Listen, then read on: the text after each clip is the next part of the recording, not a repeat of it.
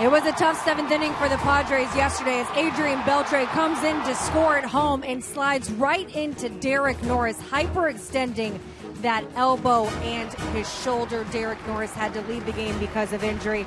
Welcome to Petco Park. Game 3 of this series between the Padres and the Rangers as the Padres try and take Game 3 and win this series. Going back to that play last night, I talked to Derek Norris afterwards, and you saw him grab his forearm. The forearm's fine, but because he hyperextended it, felt the tingling down his arm. The good news is he is feeling better and able to pinch hit today. But I asked him if there was anything he was able to do when he looked back at that play to prevent the injury. Adrian's not a small guy, and a lot of force coming into the glove. I mean, it's just kind of the way it works. I mean, if you take the approach of, hesitant, and maybe you tag him up a little higher and then his foot gets in there and he's safe. So, I mean, it's kind of one of them things where you just don't really know what's going to happen. It's just kind of a hazard of the job type thing. So the good news is the injury was not as bad as it looked yesterday, but then again, you never know because Derek Norris just wants to play every day. He will be available to pinch hit. But they did bring up some help because they can, with it being September call-ups, also to give him some help. Here are the roster moves made today. Alex Dickerson gets recalled from El Paso. John Edwards, who was the player to be named later in the trade with Texas with Will Venable, gets recalled from El Paso. Rocky Gale will help with the catching situation, and Chris Rierick has been designated for assignment. Well, coming up, they face the ace, the pride of Rancho Bernardo High School. So what can the Padres do to get to the Texas Ace? We'll join the boys in the booth coming up on Fox Sports San Diego.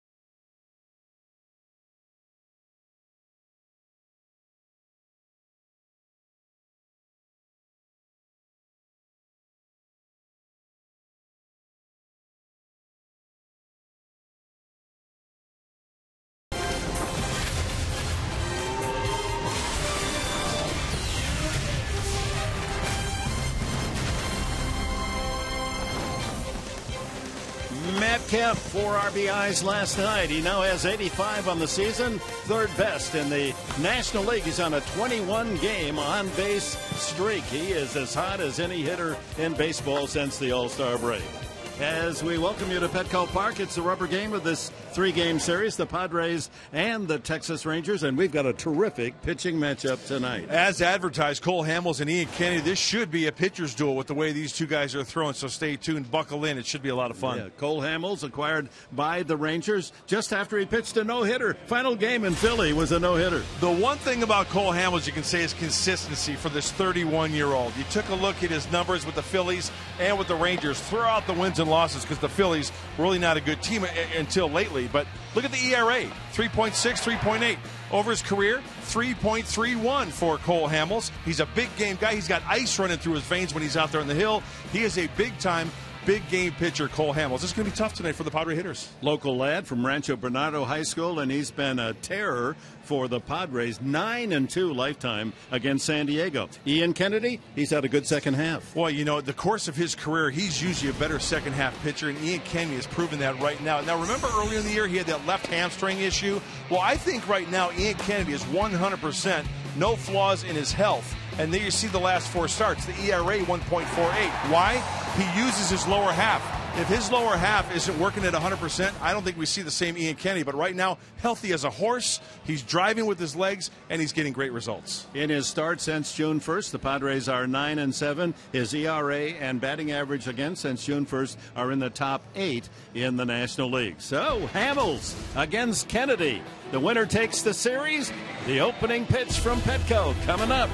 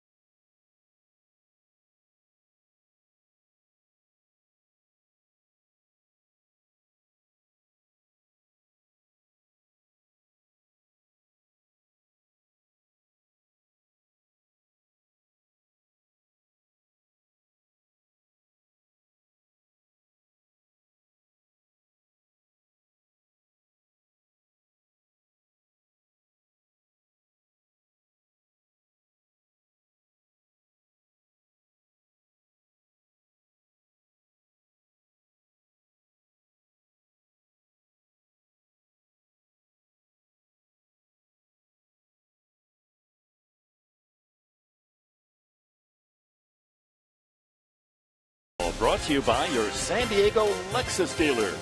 By Petco, what we feed them matters. And by Sony Action Cam, prove yourself. Oh my, what a beautiful night in America's finest city.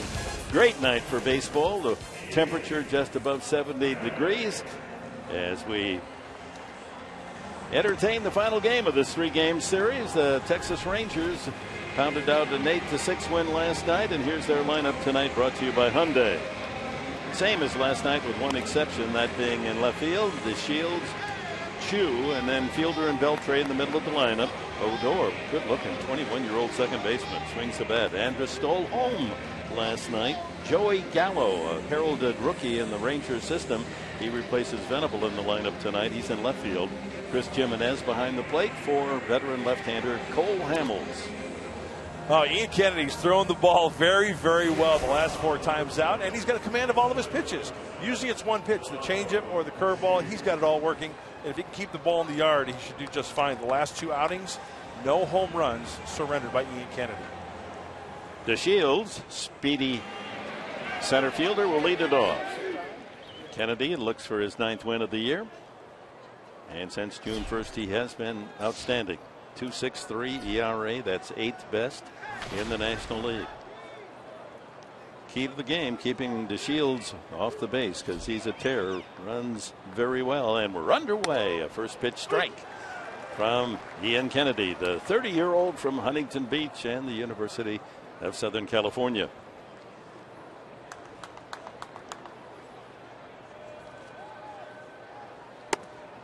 Squares and takes strike 2.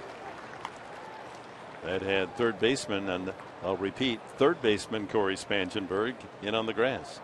Spangenberg moving across the diamond, occupying the hot corner, giving Jan Solarte a night off. I think you could put him anywhere and be happy with his defense. Swing and a miss, and on 3 pitches, the game underway, and a strikeout for Ian Kennedy. Well, let's look at the Padres defense, brought to you tonight by San Diego County Ford dealers. Upton with Jankowski in center and Kemp in right. Spangenberg moves over to third. Barmas at shortstop. Jerko and Brett Wallace gets the start at first base for Yando Alonso with a bad back. Hedges behind the plate for Derek Norris, and Kennedy on the mound. So this is a lineup that we haven't seen all season, a starting lineup. And 4 pitches, 4 strikes from Kennedy. Shin-Soo Choo, the 33-year-old from South Korea. He got the Rangers going last night, a single the first time, an RBI double the next, as they took the early 3-0 lead. Ground ball back to Kennedy, snares it as it was headed for center field. 2 away. The men calling the action behind the plate: Trip Gibson, Gabe Morales at first, Sam Holbrook the umpire at second, and crew chief Mark Carlson over at third. Look at that sky tonight. Absolutely beautiful. It looks like a watercolor painting. Just America's finest city, America's finest ballpark. How can you go wrong, Professor? Yeah, Monet pink and blue out there. Prince Fielder homered his first time up, and boy, he took a home run swing first time tonight. Shift is on.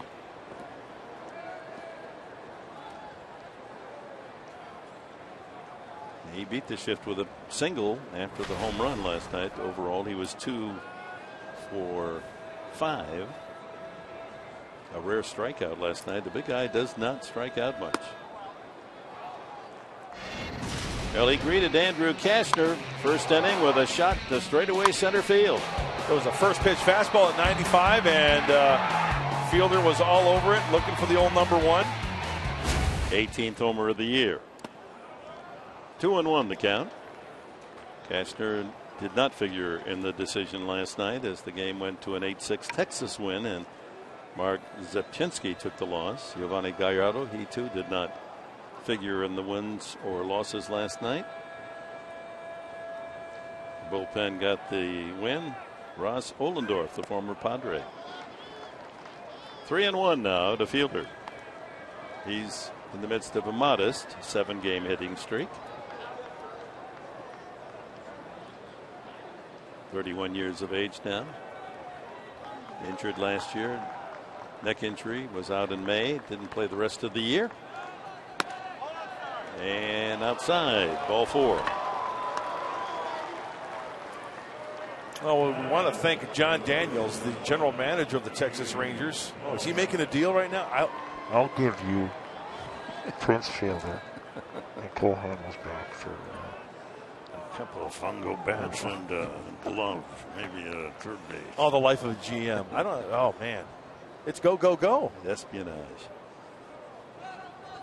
Well, anyone would like this man in their lineup, the veteran Adrian Beltre, now 36. 273 average.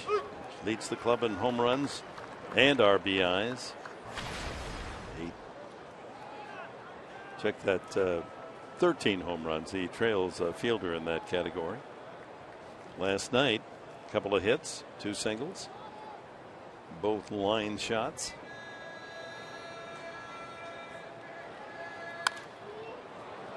Aggressive with the fastball tonight in all of his pitches, Ian Kennedy.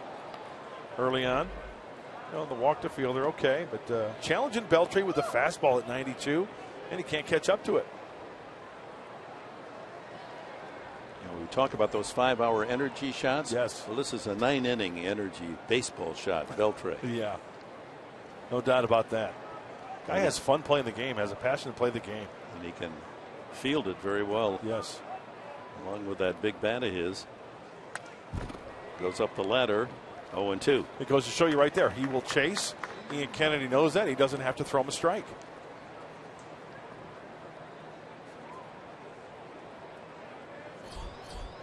There's the young Odor to 21 on deck. Fastball up, shaking off, slider. How about a changeup? How about a Fresca?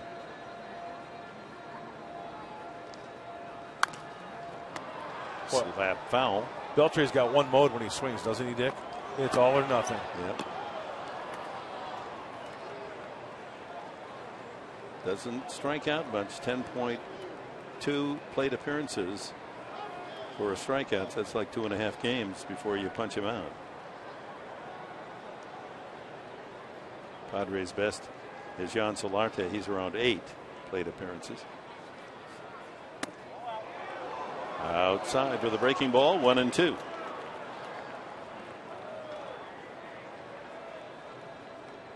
Kennedy has faced Beltre before. Of course, he was in the American League with the Yankees. In Arizona, they've met 7 times. Beltre's 3 for 7 with a home run.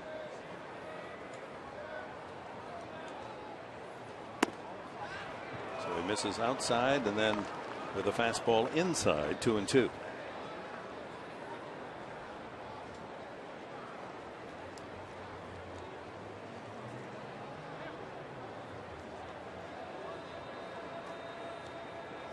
Kennedy's last start, Philadelphia, was marred by 5 walks, and he goes to 3-2 on a changeup.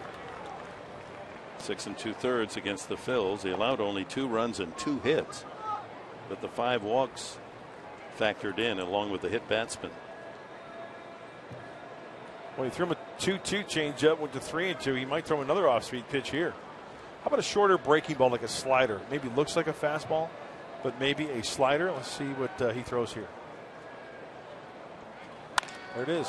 Line drive to right, trying to cut off in the corner, but having to play it against the wall is Kemp. And fielder who doesn't run that well, but the carom goes away from Kemp, and all the way from first comes chugging in fielder, and over to third, Beltre. It's a 1-0 early lead again as the Rangers strike in the first inning.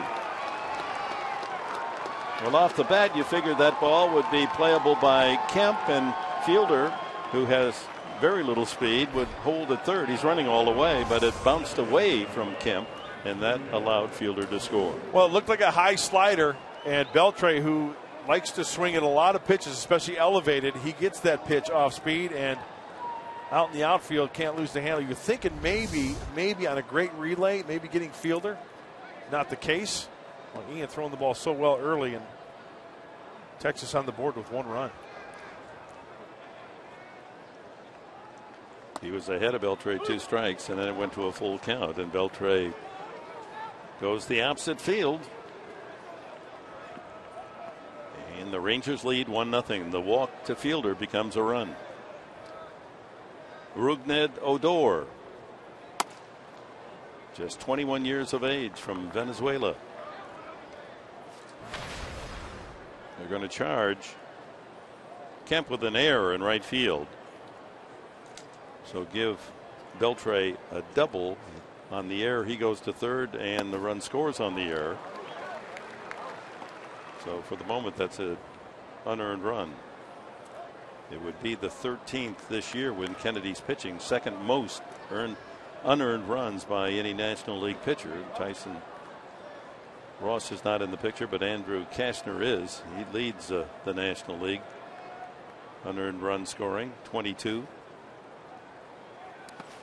In the dirt. Did he go around? No. Nice block there by Austin Hedges. He does that so well, anticipating that curveball in the dirt. Saves a run. Beltre is credited with an RBI.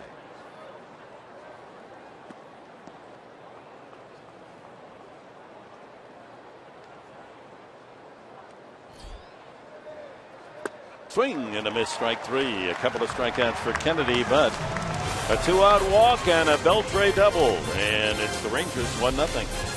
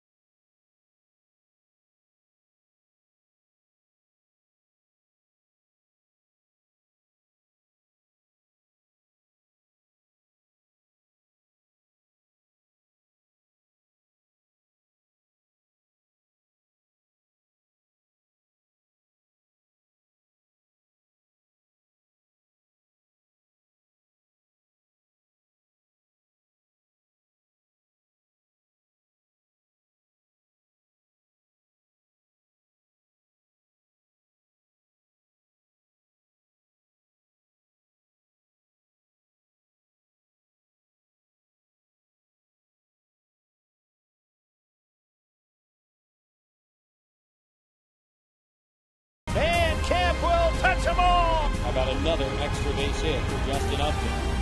That ball was smoked. He continues to swing that bat. Base hit to left center field. Going to be close. He's in there. And Matt Kemp had a big night last night with 4 RBIs, a 2-run double, and a 2-run home run. And Padres failed to convert some excellent chances late in the game and fell 8-6. Corey Spangenberg will lead it off against Cole Hamels. Veteran left-hander, now 31, born here in San Diego, high school at Rancho Bernardo. Overall, his record, Philadelphia and Texas, 8-8. And the pattern is you try to get to him early. He works very quickly. He's around the plate. Great credentials for this 31-year-old left-hander. 116 career wins. Off speed, and it's 1-2 to Spangenberg.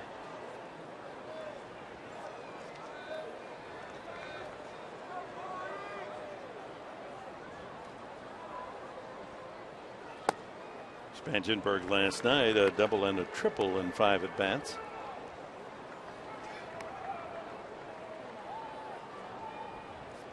This would be a good test for Corey Spangenberg, trying to take Hamels up the center of the diamond, or maybe the opposite way if he pitches him away. Ground ball right side, one big hop to fielder, and Hamels covers for the first down.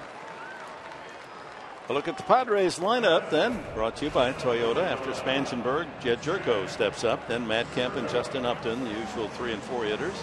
Brett Wallace will occupy the 5th spot in the batting order for Yonder Alonso.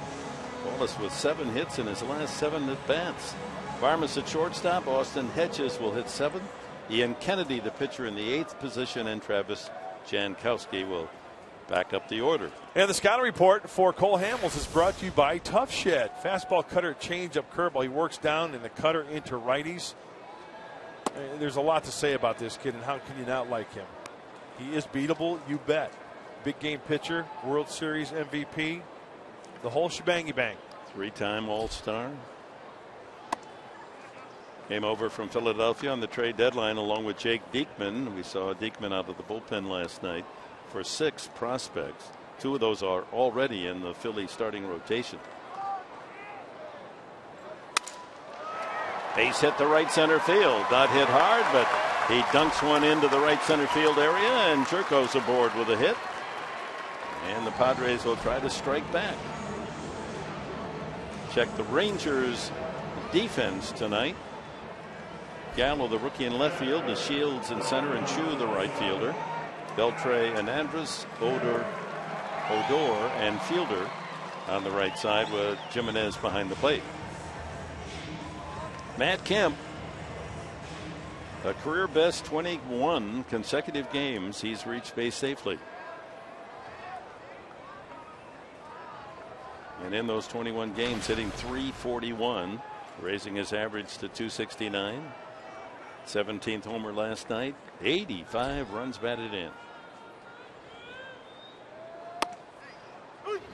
Strike one. 2-run double. Made the score 3-2 last night, and then a 2-run homer gave the Padres a 4-2 lead. And then another single his last time up.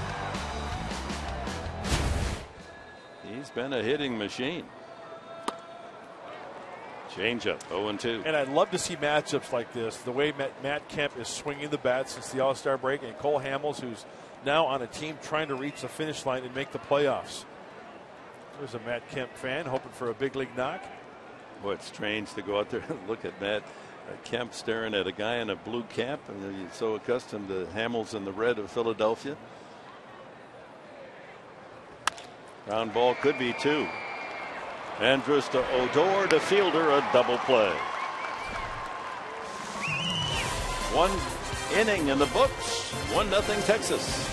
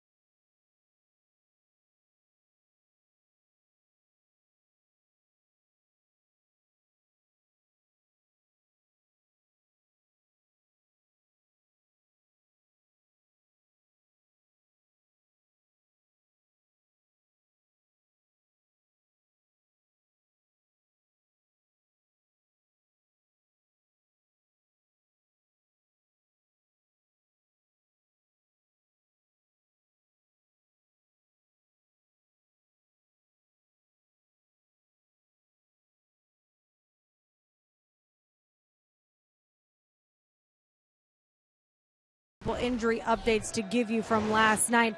Sean Kelly, the good news is it's not a torn ligament. I know people were worried about the elbow. It's actually a nerve in the forearm that's hurting. Even overnight, he came out this morning, told me it's still not feeling any better. So it's going to be a while for him, but the good news is it's not a ligament.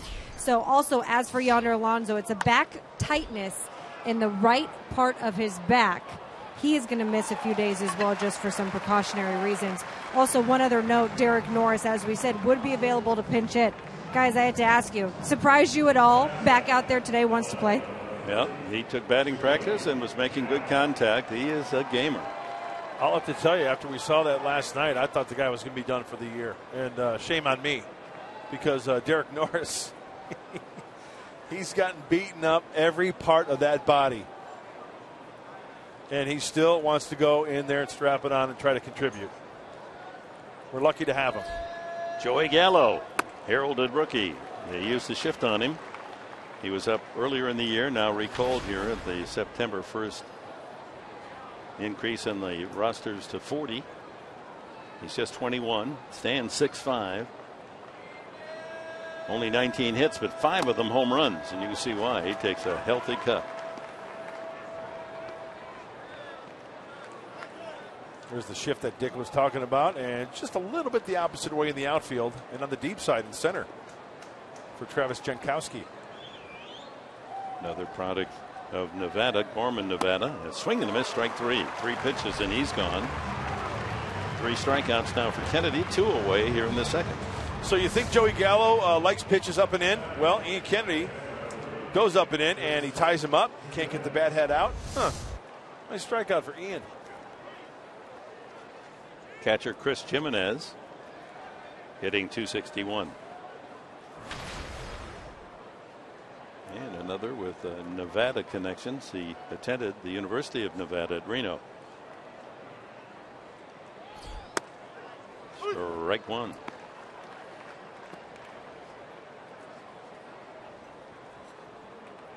course, Nevada very proud of the phenomenal Bryce Harper playing in Washington. Las Vegas. And another strike. Oh, look at that trifecta.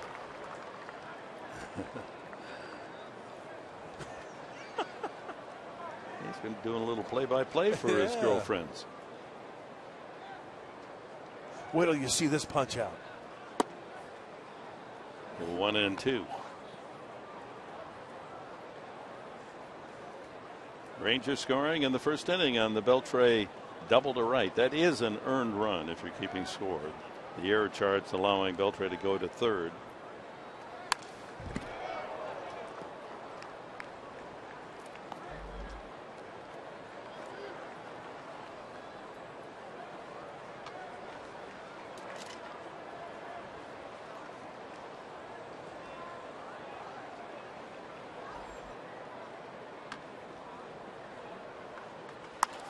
Off the fist, a roller to second. Jerko with an easy play. 1-2-3. Kennedy gets the Rangers in the second. Here come the Padres down 1-0.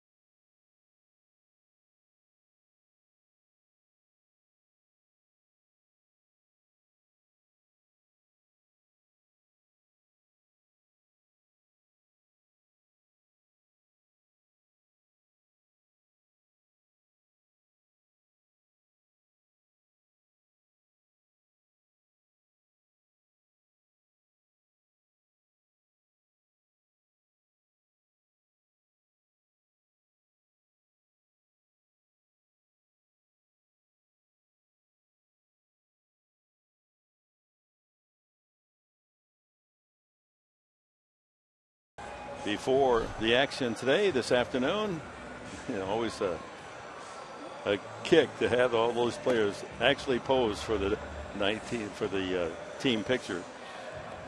Ron Fowler, Mike D, AJ Preller, some of the executives, Tom Seidler, along with the Padre players.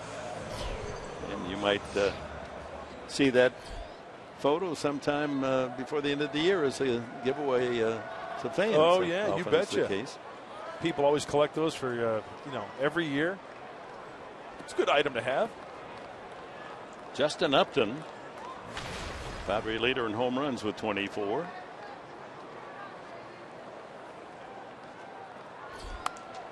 Bunts in the air and just out of the reach of catcher Jimenez. Well, with the shift on, Upton bunting, that's doing the Rangers a favor. He was 0 for 4 last night with a walk. You know, he's telling him, he's motioning to Beltre, hey, move in a little bit, having a little fun with the Texas Ranger third baseman. He is playing deep, isn't he? 1-1.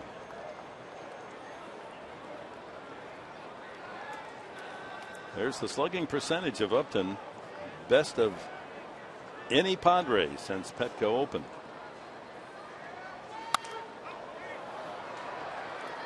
Remember back on the day he was introduced as a new Padre, and one of the writers asked him, you know, you're a hitter, but you come to Petco, and that has a reputation of being a pitcher's ballpark. And he kind of smirked and said, I hit well here. What are you talking about? I think he could hit anywhere, and he's in scoring position in the plate. Opposite field power, foul pole to foul pole. He's got it. Center field charged by the center fielder, gets by Shields. And here comes Upton to second. Backing up to play is Gallo, and into second goes Upton with a double to lead off here in the second. The Shields charging the ball and played himself into a tough hop. Let's check out his reaction in center. Does he hold his ground a little bit? Maybe. Goes for the shoestring catch. Looks like he got a piece of it a little bit. Backing up is Gallo. Watch him fight it off. Get the hands through. You're going to get down by the label. Okay, well, I'm going to muscle it to center field for a double. Good thing that DeShields did get a piece of it. That rolls all the way to the center field wall. It's a potential inside the park home run. So the Padres, the leadoff man on second. And here's the red hot Brett Wallace. He's had 5 consecutive pinch hits in a row. And if you go back to his last 7 at bats, he's 7 for 7 with a walk. And last night, all 3 of his base hits were line drives. Nothing cheap about any of them.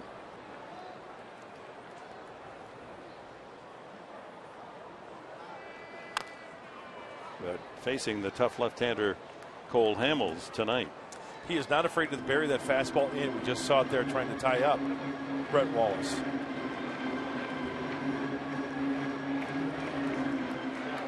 Some serious grub out there, Professor, down that left field line. Yeah, those are nice seats, aren't they? Yeah. Oh, look at that. Rocking the 24 ounces. You bet. Concessionaire opportunity is outstanding here at Petco. Swing and a miss, strike 3. Hamels takes care of Wallace on 3 pitches. His first strikeout. That'll bring up Clint Barmas as we take a look at the keys to the game tonight. Brought to you by your San Diego Honda dealers. Well, the keys for me are going to be getting to the bullpen early against these Texas Ranger team because they are down there in the rankings. Very low. 13th in the American League with a 4.49. And RBI for Kemp and Upton. When these 2 cats get an RBI in the same game, the Padres are 23-2. 23-2 when those guys have an RBI in a game together. Well, let's get that done. Clint Barmas has had some success against Hamels.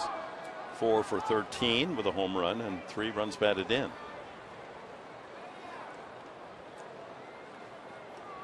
One out, Upton at second. He just comes right after you, Hamels. Fastball, changeup, cutter. He'll drop the curveball once in a while. Command with a capital C. Got that right.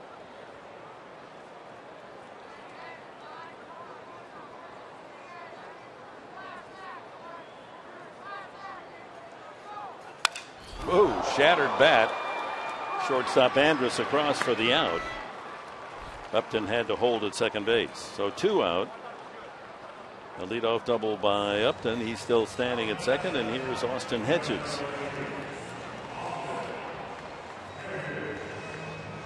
Chance for his 11th RBI of the season. This will be his 100th at bat for the rookie.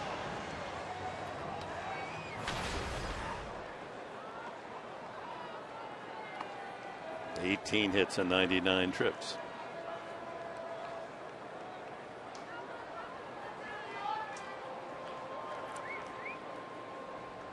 So you have the Sage veteran, 31-year-old Hamels on the mound, the 22-year-old rookie at the plate, Hedges.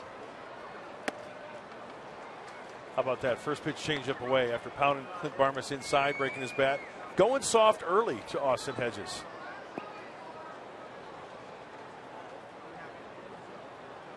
Curveball grip. See curveball grip, the spike curveball, Cole Hamels, and then he'll adjust accordingly in his glove. And another ground ball to Andrus, a couple of convenient hops, and no damage done by the leadoff double Upton. And after 2 at Petco, 1-0 for the visitors.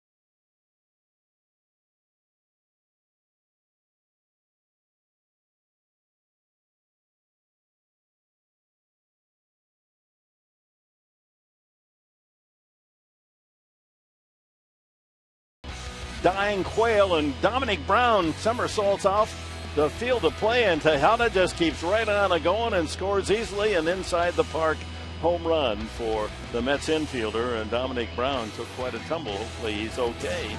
And the Mets go on to win it 9-4 tonight, perhaps fortifying their 6.5 game lead over the Washington Nationals. Boy, everything is breaking just right for the New York Metropolitans. Got that right. They got some magic working there in Queens. Washington is at St. Louis. They lead 3-2 in the 7th. Ground ball up the middle, and Hamels has himself a base hit. His first at bat as a Texas Ranger, and he dribbles a single up the middle. A look at the National University standings of the NL East. At the moment, Washington 7 back. As we mentioned, they're leading by a run in the 7th at St. Louis, and Miami, Atlanta, and Philadelphia all out of contention. Boy, Washington slip sliding away, as Paul Simon said. And in that game, Bryce Harper exits with a tightness in his left glute. There's a joke in there someplace, but we dare not try. Bunt right to the pitcher Kennedy as DeShields unsuccessful, trying to move the runner along. So 1 out to Shin Soo Choo.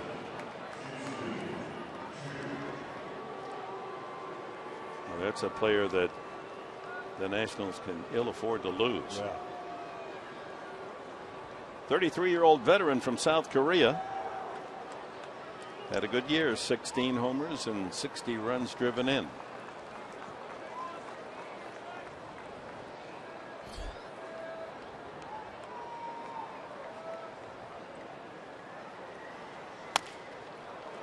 Second baseman Jerko will get the lead. That's all. Hugh runs much too well to get a double play, and for the Rangers. They'll take that exchange, get their pitcher off the bases, and Chu replaces him at first base.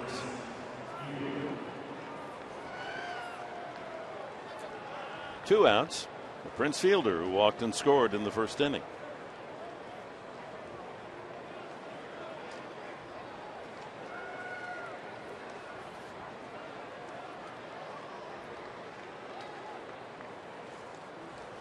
He doesn't walk that much for a power hitter. That was only his 44th free ticket. And he also doesn't strike out much when you consider how he takes a cut. 61 strikeouts for him on the season. And he loves to face right-handed pitching. And it seems like when he got hit in that right elbow, that's all bandaged up, or the compression band doesn't seem to hinder his swing at all.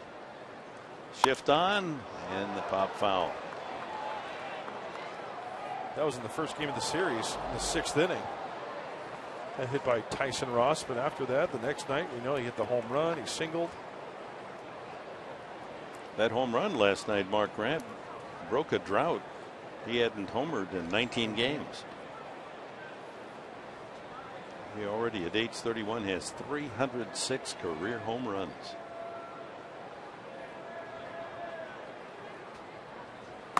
Swing and a miss, and down he goes on a high fastball. 4 strikeouts for Ian Kennedy. 1-0 Texas.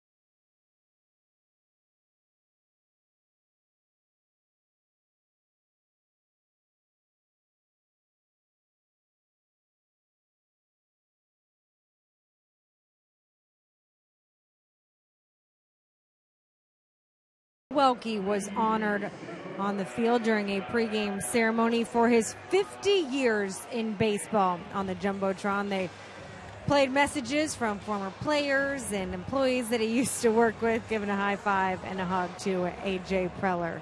They call him Coach Don Welke. Congratulations. Could not meet a nicer guy, gentlemen. No, he's the, you look up baseball scout extraordinaire, and his picture's in there. Isn't that the truth?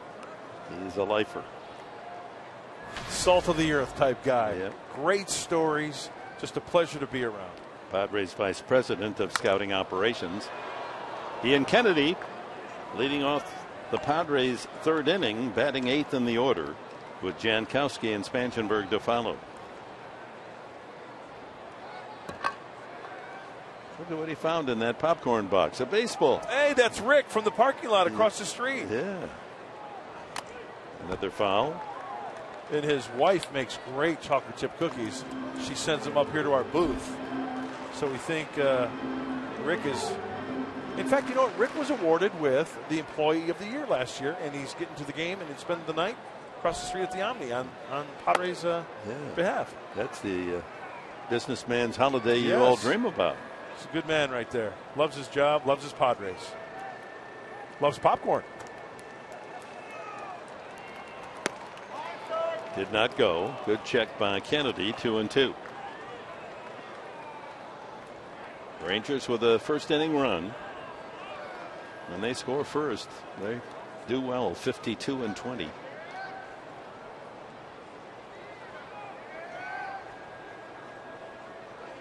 Foul tip, strike 3. Second strikeout for Cole Hamels. And here's Jankowski, the 9-hitter.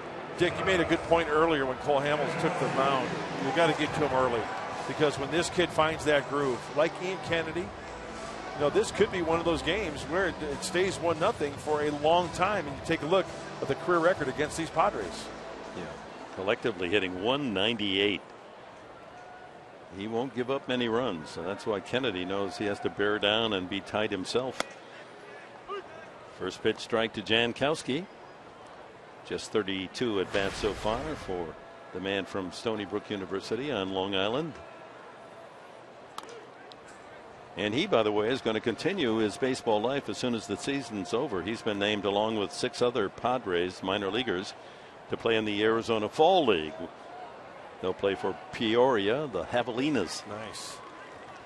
So he'll continue to work on his hitting skills. What we've seen about him defensively is all good.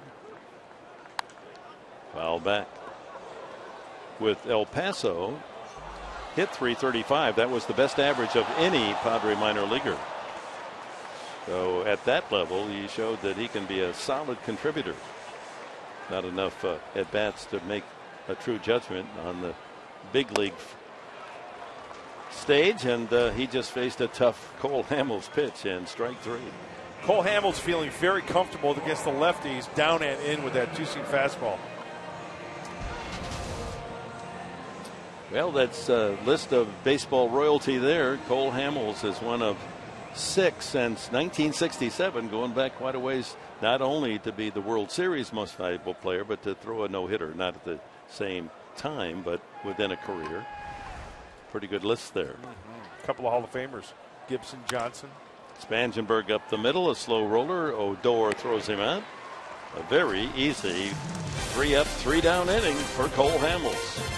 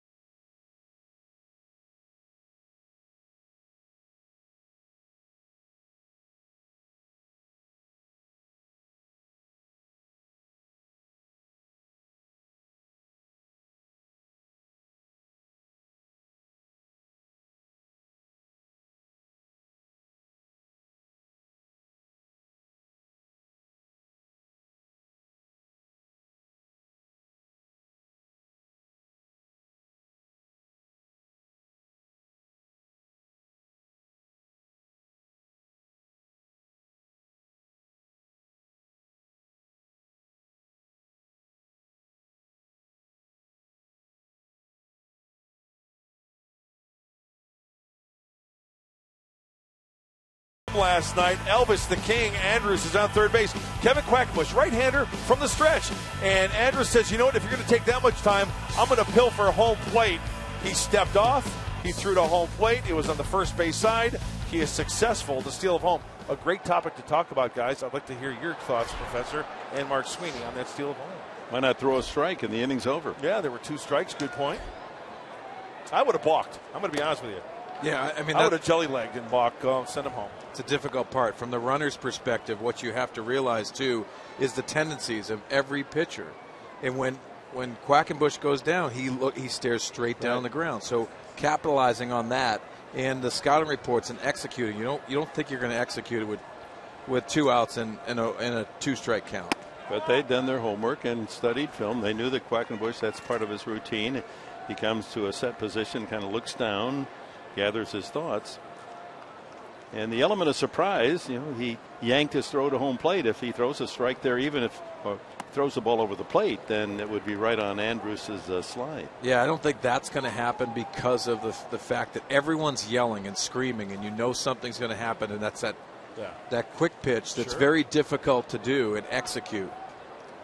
I would have balked, like I said. I would have jelly-legged, and that would have been the end of that. Beltre, first time up, doubled into the right field corner and knocked in the Ranger run.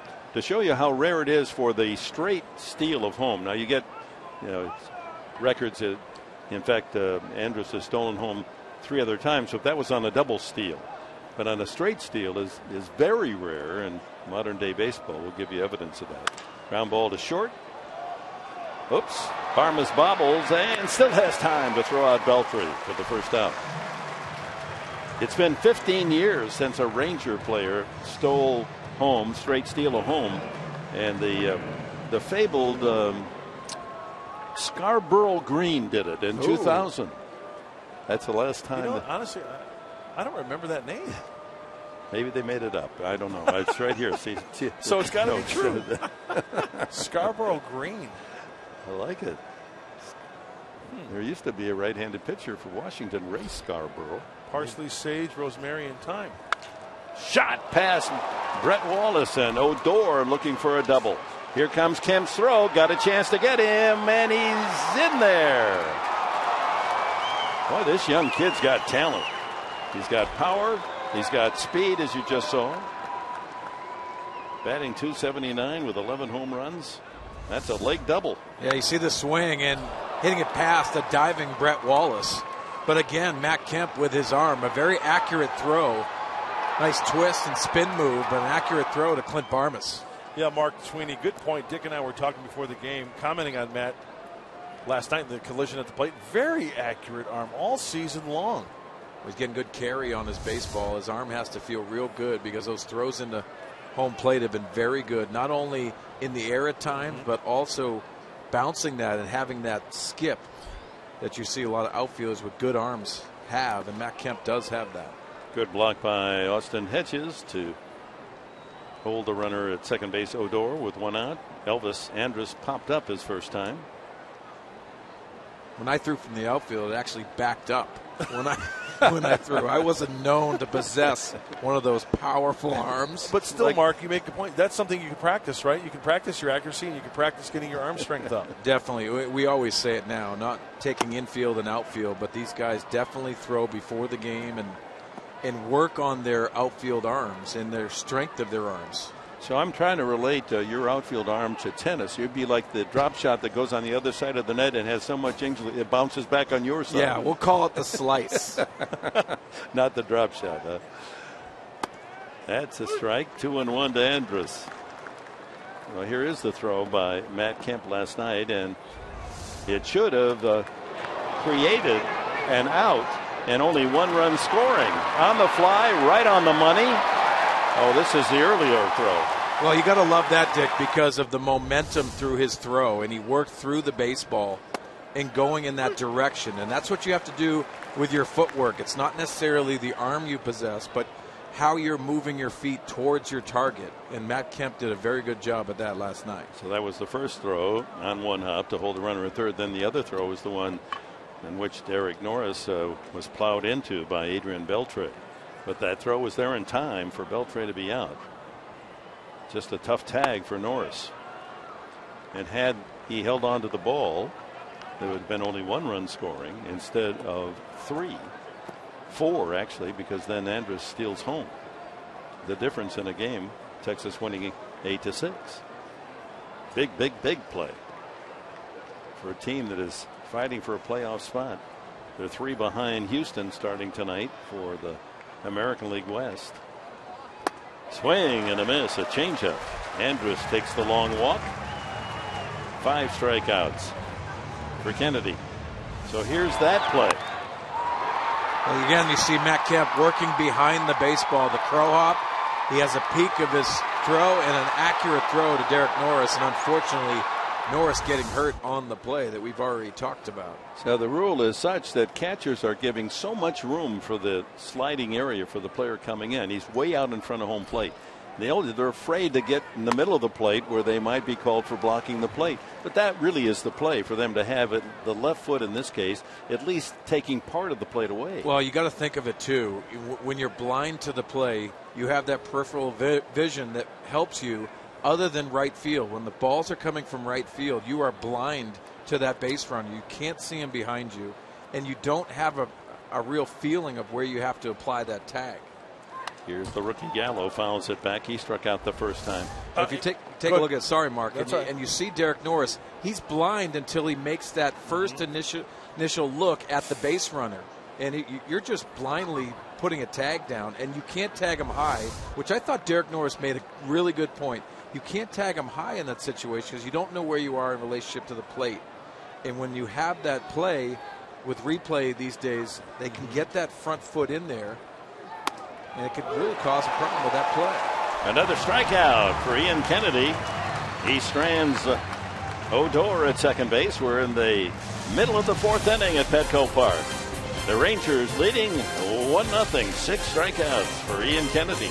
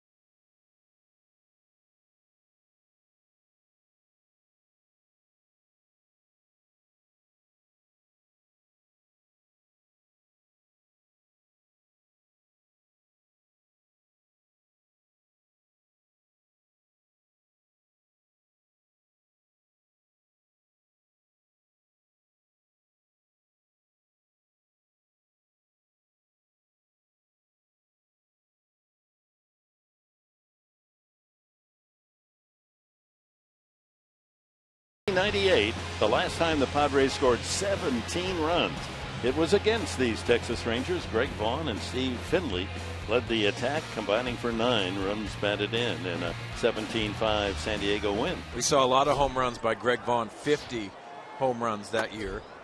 But Hootie and the Blowfish, a.k.a. Greg Vaughn, is going to be in town this weekend, and hopefully he's going to come up and join us. Yes. We called him Hootie. Oh, I love that. We had a lot of good fun with him. Roll out the red carpet. For you Greg. and me, we come from different worlds. Ground ball and another base hit for Jerko. He singled the first time up. Leadoff hit. Padres trailing 1-0 here in the fourth. That'll bring up Matt Kemp. Back to, I just want to add another point on the play at home plate in terms of the future. We all know, looking back at past games, and we were talking during the commercial about runners just blowing up catchers who are just defenseless. It's obvious to everybody when that happens. A runner has to show some intent to try to get around the catcher and not just barrel through him, as we saw so many times. And that's an umpire's call, and that protects the catcher. I think you have to protect the catcher, and I cut you off too, Mark. Your impressions of that play and what has to be modified. I'd like to go back to the old way. I mentioned that in the pregame show, and like I said, and I'll say it again, I never caught. It's a tough job, but with the mentality of these catchers that they know what they signed up for. Derek Norris knows that he's going to get blown up sometimes. Very few than most times, right? Over the course of a career, you're going to maybe, a handful if you're lucky enough to catch 10, 12 years in the big leagues. Yeah. You know, I'm going to interrupt here. Remember the play in Atlanta when Simmons went into him with the spikes? He brought that up. He said, you know, they're saying they're protecting me. You know, that play last night, that's a tough play for me to make. I'm lucky I didn't dislocate my shoulder. And Simmons could have ripped up my leg. Exactly. And so there's, you know, in many ways they're trying to protect the catcher. But I really do believe they're going to have to make some adjustments. Well, I talked to a bunch of people after that Buster Posey rule, which you can call it whatever you want. Mm-hmm. And I talked to a bunch of the old school catching guys, and they said the same thing. Keep the rules the same, but understand it's as Matt Kemp walks to set up first and second, you have to be able to set it up where it's the umpire's discretion. If he's going out of his way to lay him out, and they have a sliding lane, something has to be called. Toss the runner out. I mean, it's okay for that. I mean, he just barrels into Posey here. This is Scott Cousins was going for him there. There's no doubt about that. Definitely, he's inside the plane. He's not going through that sliding lane, and if he gives you that sliding lane, you should go from the back of the plate. Runner has to show intent on wanting to hit home plate, not the catcher. Yes. It's that simple. Exactly. He wasn't trying to get to home plate. He was trying to knock Posey into the next county to jar the ball away. But on that sense, if the catcher is waiting for the ball and he's blocking the plate, you have the ability to slide in hard or whatever. If you want to go in hard, you should be able to. Yes, I agree. But the intent is not always to hurt somebody.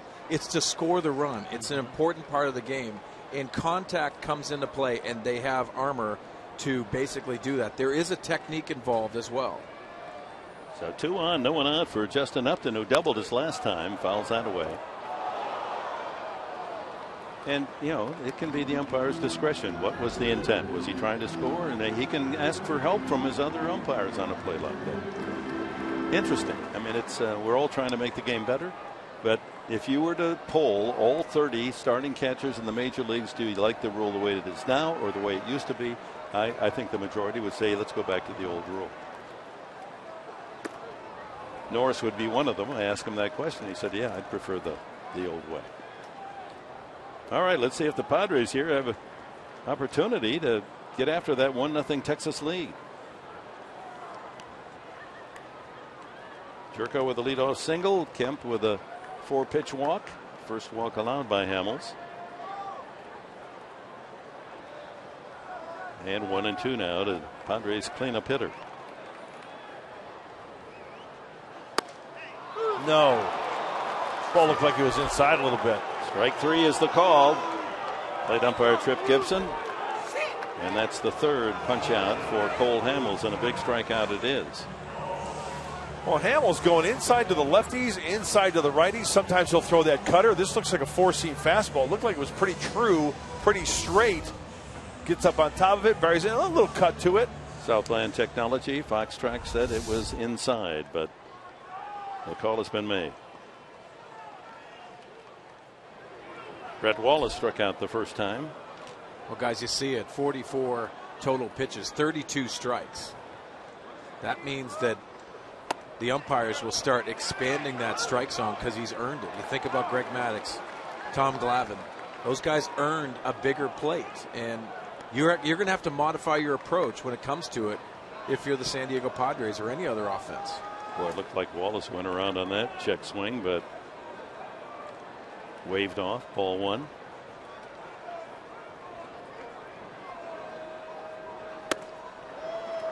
One and one. That's Greg Maddux right there. You knew he was going to have a bigger plate because he earned it. And you can shrug your shoulders and you can disagree with that. He earned every bit of it because he knew where he was locating every single pitch. And if he was off, he was mad at himself, but you knew you had to swing the bat that night. You know, one of my favorite Greg Maddux stories is when he was with the Padres.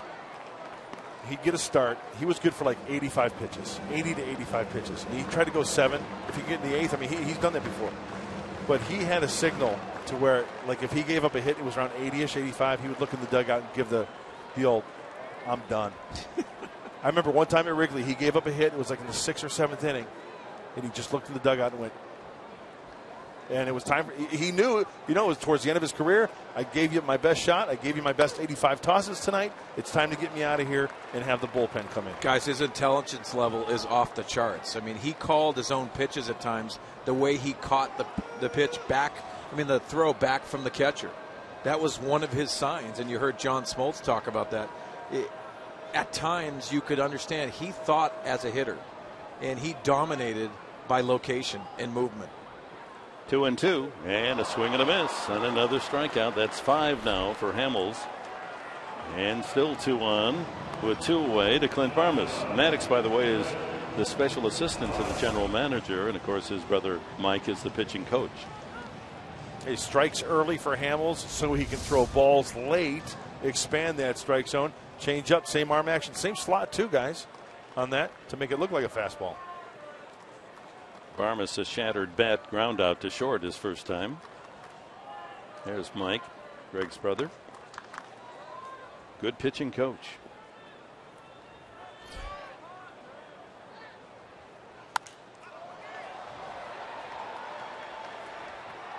I thought it was great, the Hall of Fame speech for Greg Maddux when he paid tribute to his brother and the things you can learn from your brother. And methane gas and matches. Darren Balsley, remember we were in the clubhouse when he gave his speech, and he gave Balsley some love, and the whole clubhouse erupted in applause. He's a character. Line drive, fair ball just inside the line.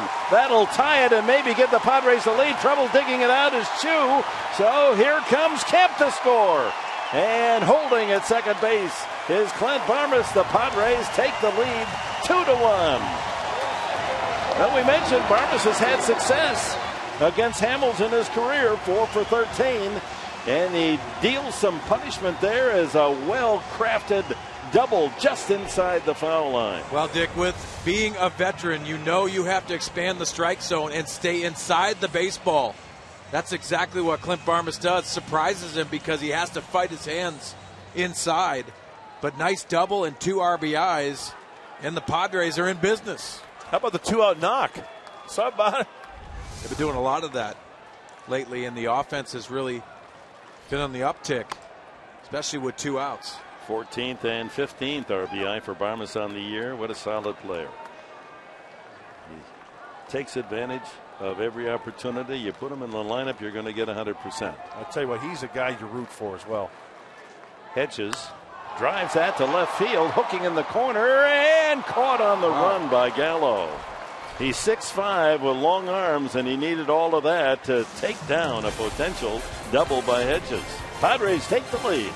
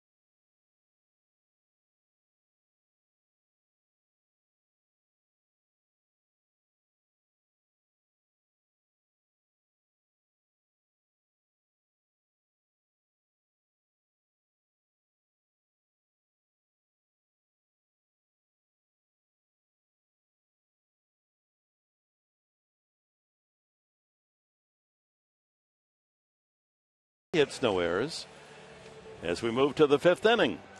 Meanwhile, Will Myers' second rehab start at Lake Elsinore. He grounded out in the first, fly out in the third. He walked Scored a run in the 5th and a fly out in the 7th. 0 for 3, but making contact, and we're following that closely, hoping that Will Myers will be able to join the club before season's end. I tell you what, with Will Myers on a rehab assignment, it's a difficult assignment for him because he's a free swinger early in the counts. And when you go on rehab, you want to see as many pitches as you can. Try to get into that the timing aspect of your swing. So don't go on the results, because he's probably in take mode at times where he wouldn't be doing it at this level. Different types of pitchers too, right, Mark? Lower A classification, they're really not too commanding the strike zone. You don't want to get too froggy on that. Good looking fastball. 1-1 to Jimenez, the catcher, followed by Hamels and the leadoff hitter Delino DeShields. Padres in the lead for the first time, 2-1, thanks to Clint Barmas' 2-run double. That could tie it up. A deep drive to left center field. Will the ballpark hold it? No. Jimenez with home run number 5. And just like that, the Rangers tie it up at 2.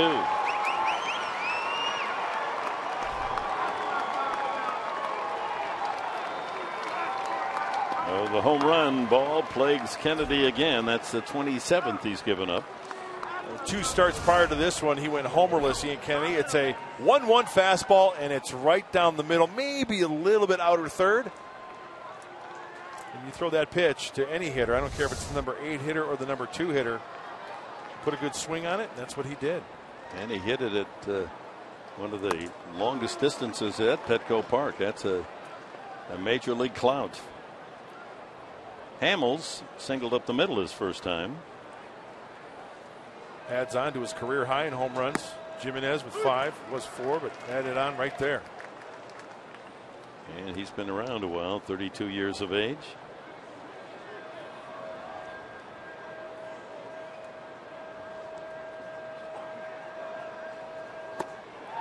And Hamels goes down swinging. 7 strikeouts now for Ian Kennedy. He has 137 for the season, almost a strikeout per inning pitched. Time now to have some fun, folks. Tweet your strongest fan photo. You got to use the hashtag, though. Right, Mark Sweeney? Hashtag SD Data Strong Fan. You might just see yourself on an upcoming broadcast. And it's always brought to you by our good friends at T-Mobile. DeShields, why do they call it a hashtag and not the pound sign?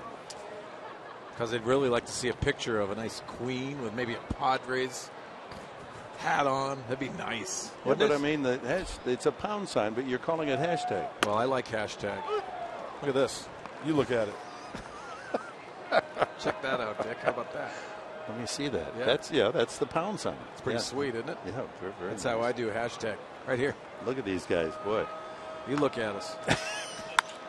Yeah, line drive, left center field. They're going to have to hurry, or DeShields has got a double. And with his speed, he's going to make it easily. And then a bobble in the outfield. So he's on his way to third base and in safely with the slide.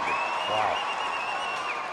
A double and an outfield error. And with 1 out, the Rangers threaten to take the lead. Well, let's see the swing first. You see the curveball that stays up in the strike zone. DeShields gets on top of that. But then Justin, being very aggressive, gets in the way. There's got to be communication from that outfield standpoint. And Jankowski, being the rookie, still has to communicate that he has that, because it's a better throwing lane for him going to third base. Looks like he got screened a little bit there. The official score charges Jankowski with the error, a double and an error. That'll bring the infield in for Shin-Soo Choo, who is tapped to the mound and safe on a fielder's choice tonight. 2 outfield errors by the Padres. Kemp in the first inning, and now Jankowski.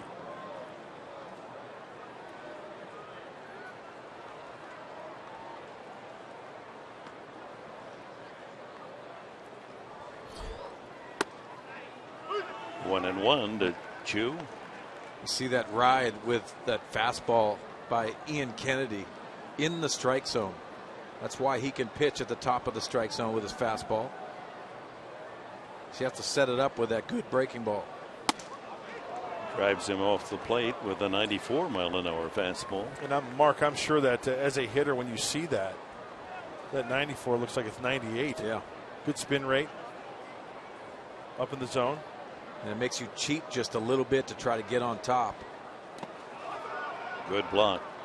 So 3-1 with Prince Fielder on deck. And Chu a good hitter. You may want him to try to hit a tough pitch. If he walks, then you set up a double play and you can move your infield back. 3-1. He's got pretty good velocity tonight, doesn't he? Good life and also pitching in. Seen him go in twice to Chu. I think Ian Kennedy's lower half is 100%, as I mentioned in our pregame show, that, you know, the bottom half for Ian, because he utilizes that a lot. I mean, that's a big part of his game and his success. Remember earlier he had the left hamstring issue. Everything high in the strike zone to Chu. A low ball hitter.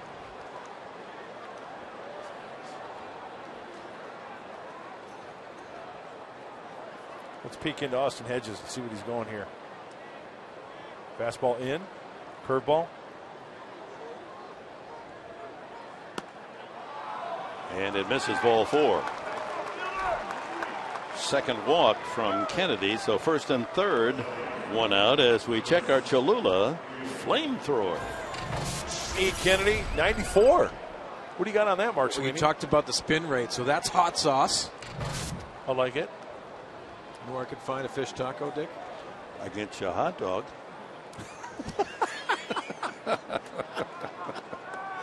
Yeah, you put no. Listen now. It sounds a little silly, but if you put that chili on the hot dog and then the Cholula on the chili, oh, come on now. Nice. I like the chili lime. Fielder chases high. He walked and scored in the first. Struck out on a high fastball the last time. This might be one of those situations where Prince Fielder gets a little froggy and swings out of the zone to try to get that run in from third.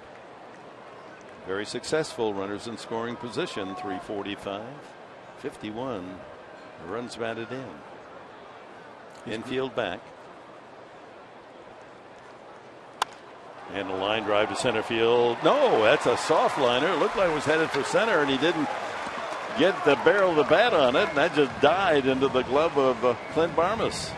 Well, this is off the shape of the fastball, the previous pitch. He pitches him up and swings through it. Then he goes to the curveball. Watch this break on the curveball. He tries to pull his hands inside and gets it off the end of the bat. The quick bat speed. He was almost too quick to that, wasn't he, Mark? That's what happens when you get too quick to try to pull your hands in. You don't barrel that up, and the slow pop-up to Clint Barmas. That's a big out for Kennedy and the Padres. So first and third with 2 away. Here's our Arco top tier profile. Adrian Beltre now has played in more major league games than any Dominican born player. 2,536. Albert Pujols on that list. He has just been solid. Still a young 36. Beltre doubled in the run in the first inning, grounded to short the last time. Speed on the bases. Ooh, what a cut. DeShields, the tie-breaking run at third. Chu at first. So we got to like about Adrian Beltre's approach is it's right center to center field, and if you make a mistake, he will pull it, but he'll pull it correctly. Especially in RBI situations, he looks to that right center gap, and that's his focus. You see his setup even going that direction. 1-1. His double was to right field in the first inning to knock in the run. He's doing a little dance right there, Mark Sweeney. Listen, I smile every time he does it. I've seen it his whole career. He does the little tap dance. Watch his feet. Yeah, it's too tight. It's awesome. It's like a hot foot. 1-1.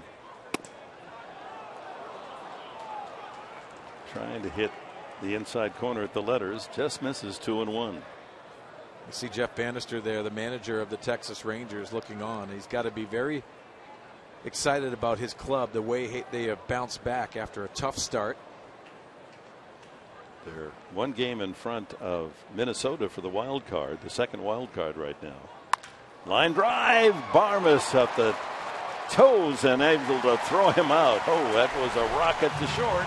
Farmas able to dig it, and the Rangers settled for just the one, the home run by Jimenez.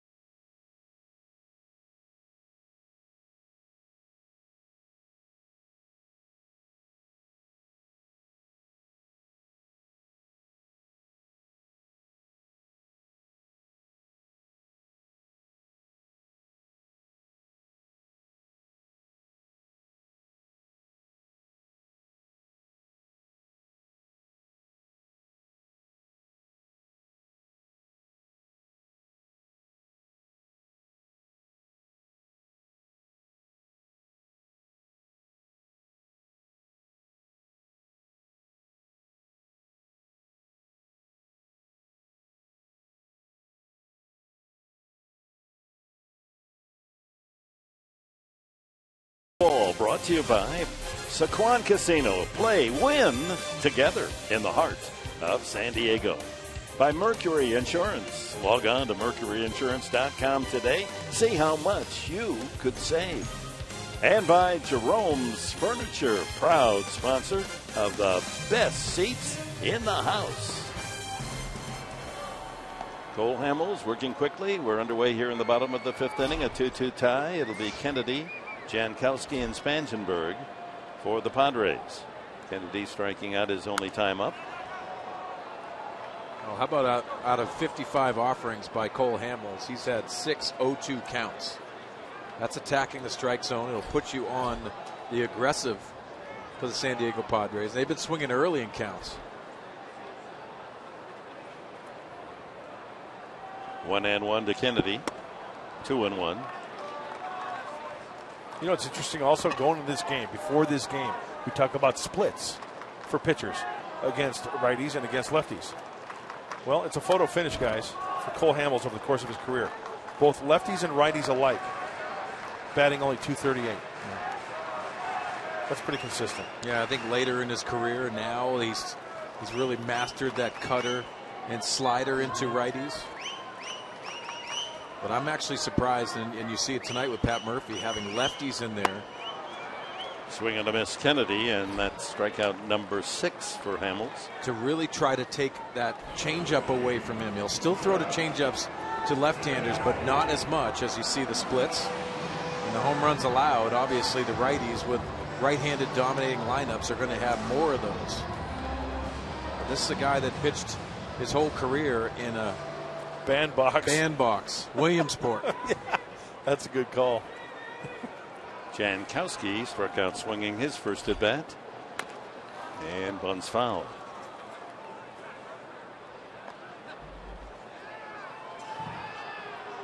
Well, this is the 11th major league season for Hamels, and most of it, of course, with the Philadelphia Phils, and he saved the best for last. Had never pitched a no-hitter until his very last start in Philadelphia. Actually, the game at Wrigley Field no-hit the Cubs.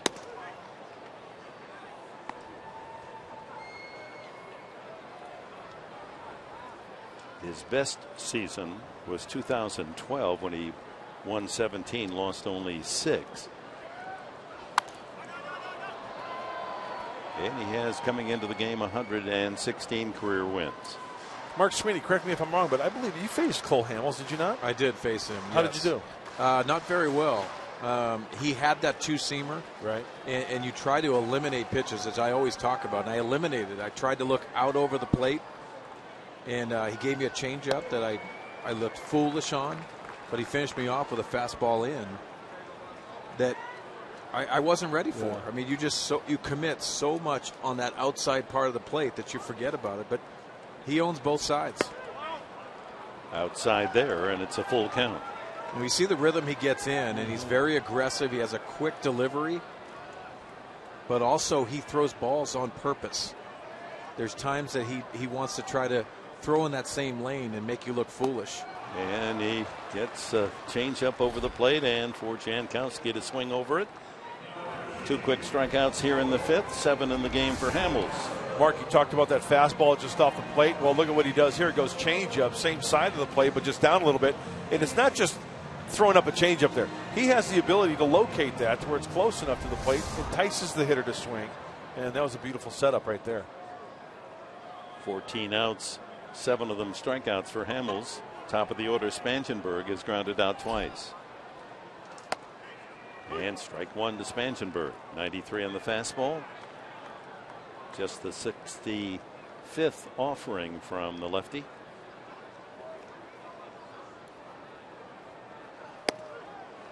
Oh, and 2. Little cutter there, guys. Looked like it was at 90. He had a little bit of movement to it. Away from Spangenberg.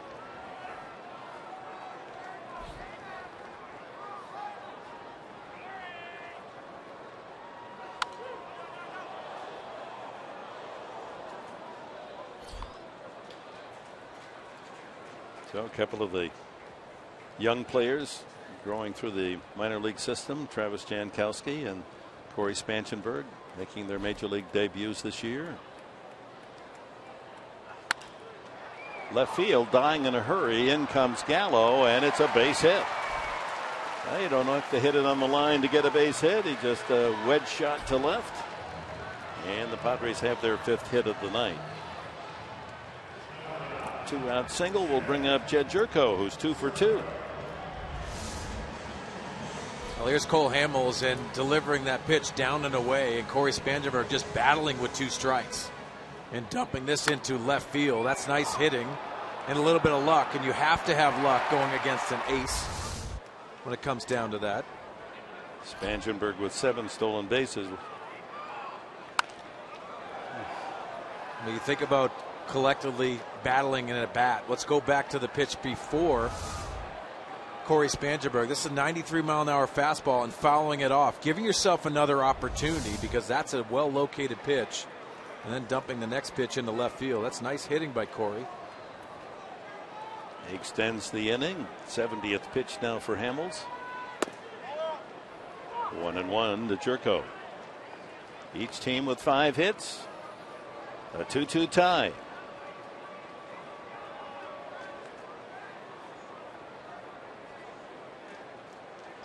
Rubber game. Padres trying to come up with a series win. They've done very well in that regard of late here at home. 6-1 series at Petco, the last 7. Be a nice way to freshen things for the Dodgers, who are coming in for 4 games starting tomorrow night through Sunday.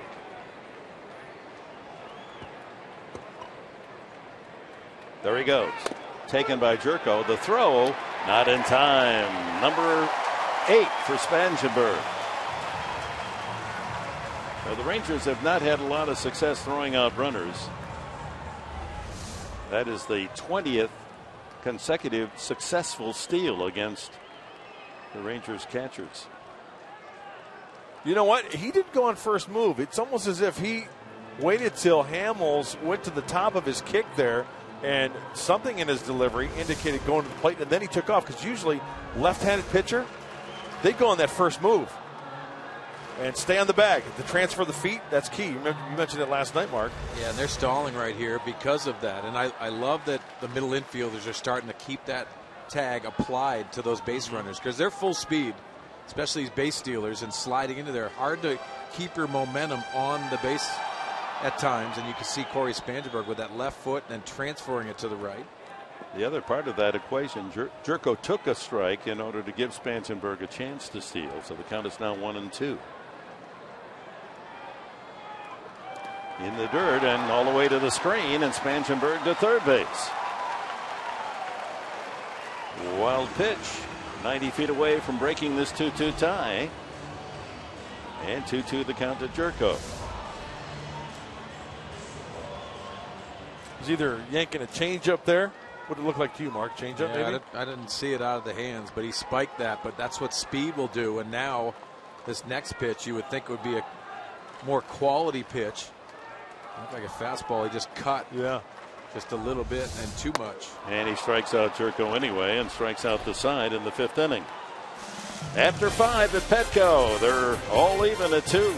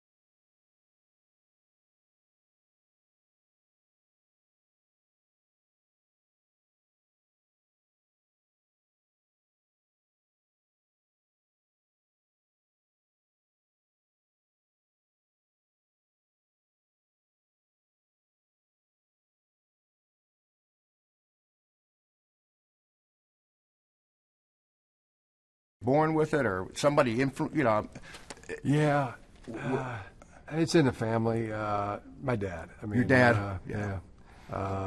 He's the most competitive person that I know. Was just always challenged from an early age. Do the best of your God-given ability. Right. At all times, and just looking up to him so much. Mm-hmm. Seeing how hard he worked. Seeing how much it meant to him to just do his best.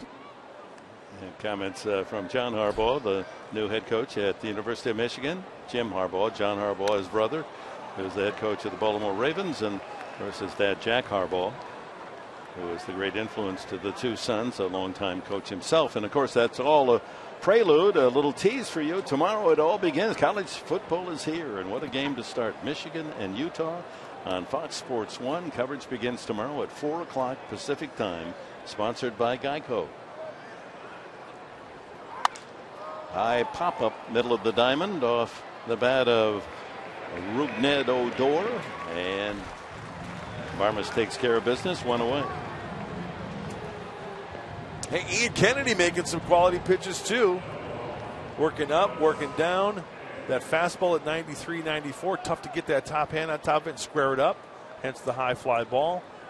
He's got the changeup working nicely. Elvis is in the building. Andrus, he's pumped up and struck out. Nice one, Professor. Yeah, you saw my shoes, didn't you? Blue suede. Nice. I go back to when I was a disc jockey as a college student at WCEN Mount Pleasant. Spinning the wax? Spinning the wax. It took me a while to learn how to get those turntables to work. And you knew it was Enberg playing the records because most of them started at like that. Yeah. And was a sign over the microphone, no Elvis Presley. Really? Yeah. Really? Oh, that was too radical, huh? Oh. Yeah, man, he moved his hips and all that. Yeah. That was shocking. What were the call letters? WCEN, the central spot on your radio dial. WCEN. That's how the record sounded. Yeah. Andrus goes down swinging. No Elvis played here tonight. Did he go up the ladder, Mark? Yeah, you see Ian Kennedy again pitching at the top of the strike zone and then extending that at times as he's setting it up with that good curveball that he's had.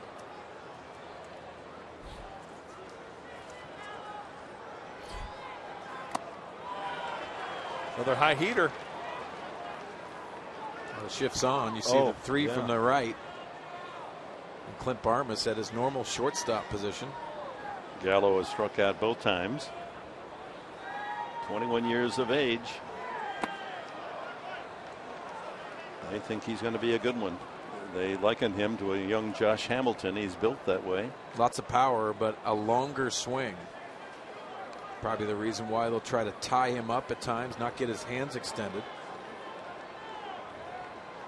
So you're going in with a fastball. Mark, that's exactly where they got him the first time up and in.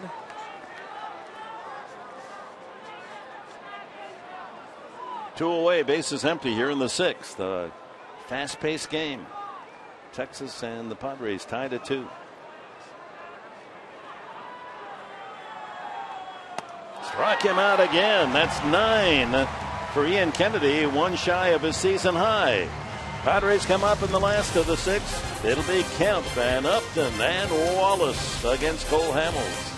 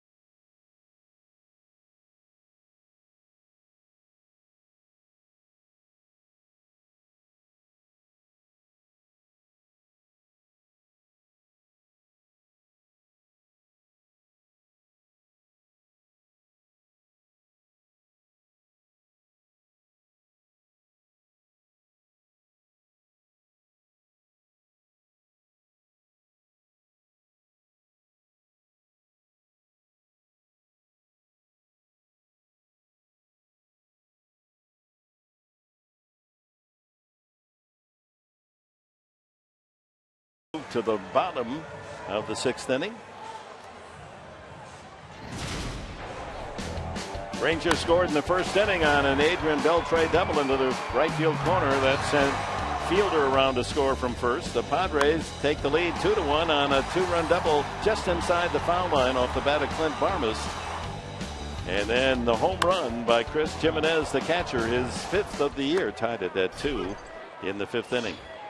Padres here in the 6th have Kemp leading off. He is grounded into a double play, walked and scored. Upton and Wallace to follow. Both pitchers have the strikeouts going. 8 for Hamels, 9 for Kennedy. Now that's 7-0-2 counts. See him attacking the strike zone. Actually 8-0-2 counts.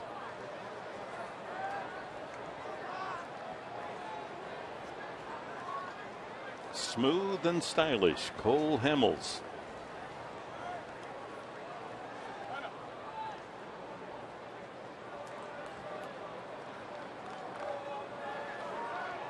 Four runs batted in last night to 85. Arenado now leads the National League, one ahead of Goldschmidt. Looks like he tried to go to right field with that one. Oh, how about Chris Bryant with 82? Unbelievable, isn't it? He is the rookie of the year, in my opinion, in the National League. He has been outstanding. And he missed the first, 5 weeks of the season. Yeah.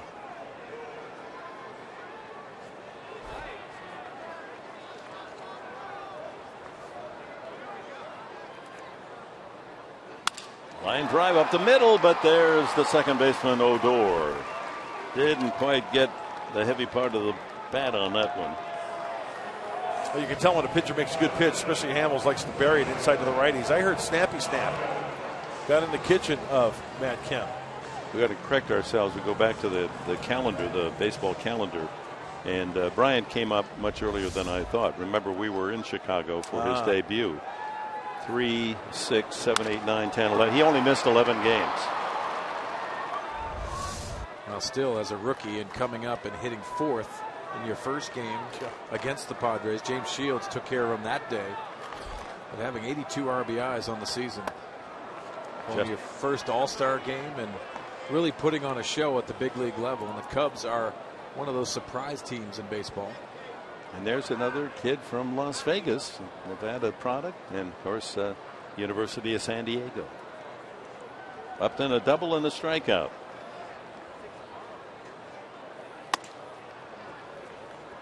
Still got good gas, 94.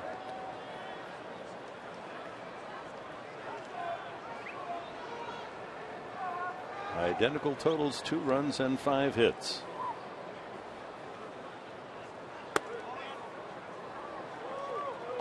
Well, Mark, you see him, Dick, you see him adding and subtracting with his fastball, but all the pitches. How hard is that, and how do you develop that in the game of baseball? It takes practice, there's no doubt about that, but sometimes you can adjust the grip. Sometimes you can choke the baseball a little bit more, take a little bit off, maybe spread the fingers a little bit, adding and subtracting. I've always loved it. If you have the ability to throw a fastball 95, 96, Andrew Kastner does it. He'll let up a little bit. Little two-seamer, kind of choke it just a little bit, create a little bit of movement. It actually adds 2 or 3 pitches to your repertoire. You know, because yes, and you see in the minor leagues too, these guys are trying to throw as hard as they can with their fastball. And they pitch because of velocity. They want to prove that they can have that velocity on the baseball. But they truly don't know how to pitch until the big league level. And you've seen some guys, take for example, Clayton Kershaw. He came up to the big leagues throwing 97 from the left side. Now he's pitching right around 92, 93, can add and subtract. Shift, and it doesn't work. They had moved the extra infielder over to the left side to stack up 3 fielders on the shortstop side, but Upton able to drive it through that small 5.5 hole for his second hit. Well, after the double and a strikeout looking, Upton battles, finds that hole on the left side. Brett Wallace handcuffed both at bats by Hamels, striking out. Looks like he tried to go in on him and was quick to that pitch. Well, the strikeout looking was inside, so making adjustment from Justin Upton. Brett Wallace, 7 straight hits as a reserve, but in the starting lineup tonight, and Hamels has had his way with him thus far. 1 out single for Upton. Padres trying to reclaim the lead in this 2-2 tie.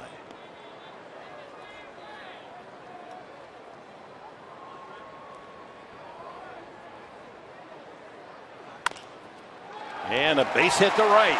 Upton on the run. He'll make it to third. Shoes throw into the cutoff man. First and third here with 1 out in the 6th. Wallace comes through with a base hit. Well, with Justin Upton on first base, this is smart hitting by Brett Wallace. Having him on first, you can see the location of the pitch, looking for something in. And the balance. Watch the balance by Brett Wallace. You see that head, lack of head movement, but smart hitting that hole in first and third for the Padres with only 1 out. And it's up to Barmes, who drove in the 2 runs back in the 4th inning with 2 outs and runners at first and second. He doubled inside the right field line and got both Jerko and Kemp in for a 2-1 lead at the time. Chance now with a good out to give the Padres the lead. They've not had much luck against Hamels with runners in scoring position tonight. Only Barmes is hit. 1 for 8 total. Down low, ball 1. Real good take by Clint Barmes. Hamels trying to work that ground ball. You have to look to elevate if you're the hitter in this situation. Infield set for 2 for the Rangers. In the dirt, gets away, and no advance by Wallace. That's a bit surprising, but he, from his angle, didn't see quite how far that ball skipped away from the catcher, Jimenez. Well, 2-2 count, you have to anticipate because he's working down in the strike zone. And with that go-ahead run on third base, that's the attention from the catcher. For Brett Wallace taking an opportunity on that one, you got to anticipate just a little bit on the base paths. So 2-0 to Barmes. In a hitter's count, first and third. And he goes to the changeup. Pitching backwards there. Fastball count, pulls the string on the cambio.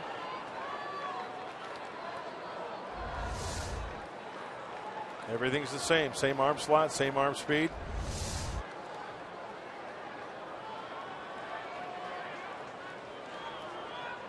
Up and down the line at third. Wallace at first.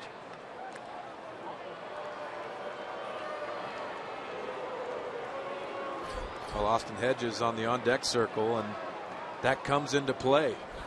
A veteran left-hander on the mound, knowing Austin Hedges is on the on-deck circle, could throw anything at any time right here. Ground ball right side. Can they turn 2? There's 1. Back to first base. No, they couldn't get the throw off. Good job by Wallace, barreling in to the shortstop Padres, and the run scores, and the Padres take the lead 3-2.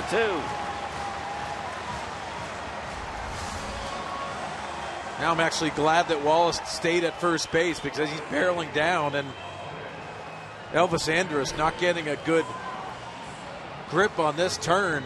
Oh, that was the problem, because I thought he had a chance to double him up, but he didn't make a clean transfer from the glove to the hand. And the Padres take the 3-2 lead on the third RBI for Clint Barmes tonight. Yeah, Brett Wallace going in hard as well. That's all effort. You see that dirt mark all the way up his back of his uniform.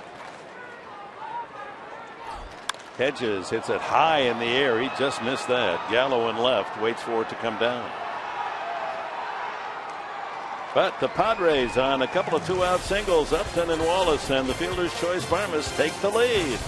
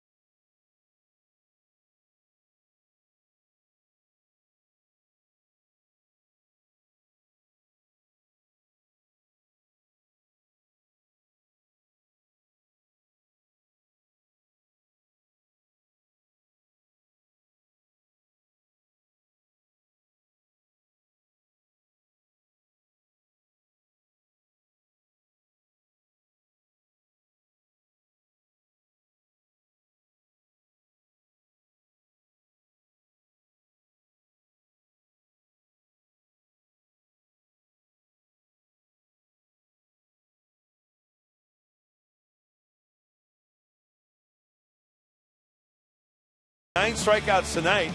That one's about belt buckle high. And Joey Gallo, he doesn't like it. Prince Fielder going up. So what he's doing is he's throwing low strikes early, and then he goes up the ladder late.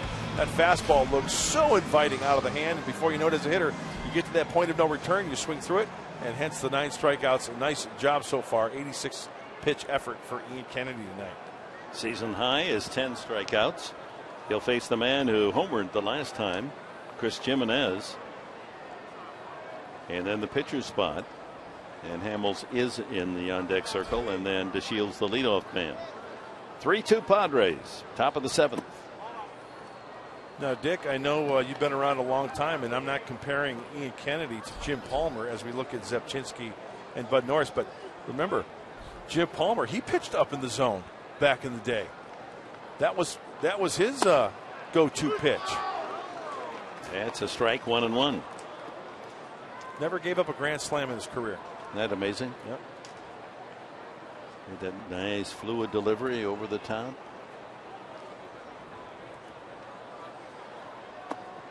And that curveball, as Mark Sweeney was talking about earlier, that curveball early in the count sets up that fastball up in the zone. Mark Sweeney has made his exit to hustle over to be with his pal Mike Pomegranate. Out of play, 2-2.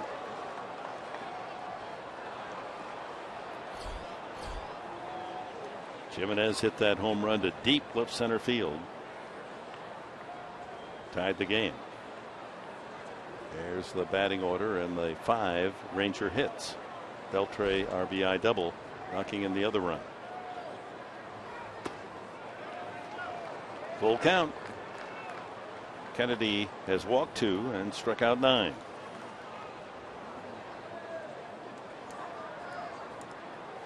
Yeah, solid pitching from Ian Kennedy has continued all through June and July and August. That'll make the crowd down the right field side. So June, July, August, and September. His ERA 2.63, 8th best in the National League in that period. Opposing hitters batting .229, 10th best in the league. Gets him on the off speed, a curveball. That's 10, and ties his high for the year. Well, just as we were talking about the fastball up in the zone, he pulls the string, and that's the yacker. Nose to toes, swung on and missed. Good pitch. That's 3 strikeouts in a row. He got Andrus and Gallo to end the 6th inning. Hamels singled up the middle and struck out. Ball 1.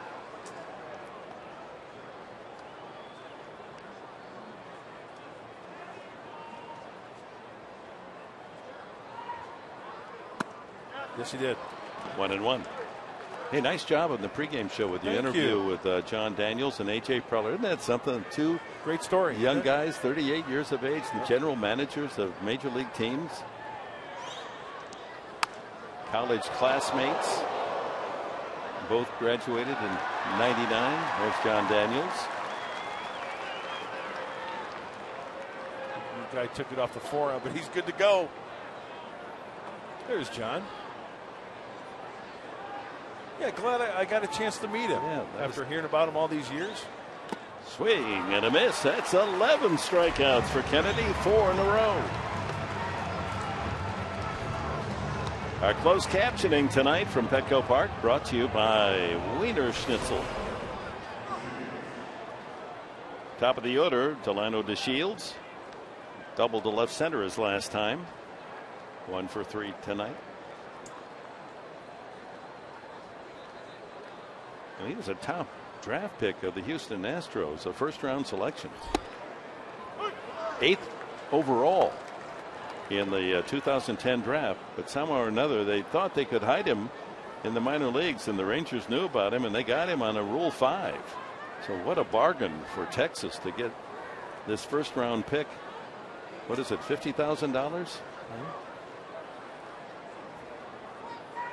Swing and a miss. Boy, Kennedy's got the strikeout pitch working tonight. 1 pitch away from a dozen strikeouts. He's locked in. Big time groove for the USC Trojan. He got another, strikes out the side, 5 in a row, and he matches his career high 12 strikeouts for Ian Kennedy. Bottom of the 7th, Padres 3, Texas 2.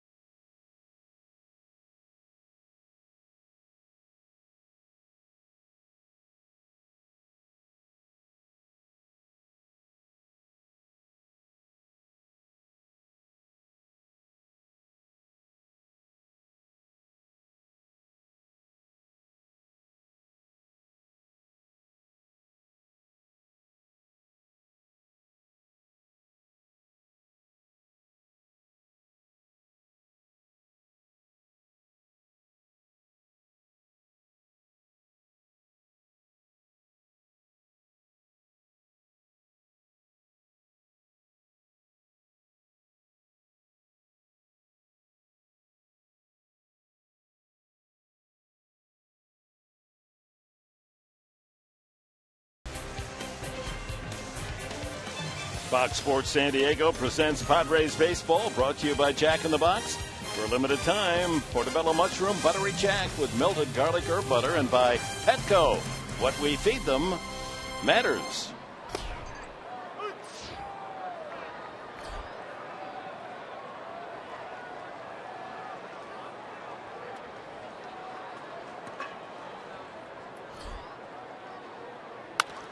Melvin Upton comes in and lines a single to left field. Upton batting for Kennedy, so that'll be all for Ian Kennedy on the night, and what a night it's been for the right-hander. And Upton delivers a leadoff single here in the 7th inning. Well, we know that these Padres like to score late. Try to add on to that 3-2 lead. Hey, and look who's coming to the plate. And a great hand from 18,730 here tonight, recognizing Derek Norris.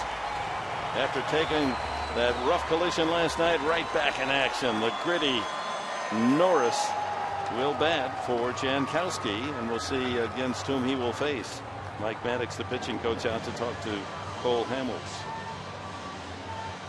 And here's the play last night as he reached back blindly and took the full force of Adrian Beltre's slide. He's lucky he didn't dislocate his shoulder. Man, ball kicked free, and 3 runs would eventually score on that bases loaded hit. And he is a lucky young man. I am very surprised looking at that he didn't snap his forearm. Such great force there. And what do you know? 24 hours later, he's back. You know, that arm, when you look at it, he was able to ride with the blow, and he took it both in the elbow and the shoulder, so there wasn't just one place that took the full impact. He takes inside, ball 1. Boy, what a great job by Ian Kennedy tonight. Kudos to that kid. Ties a career high with 12 punchies. He's done it 5 times. Fight on. Now let's see if the Padres can get an insurance run for him. Upton a good base runner, and Hamels will check over there.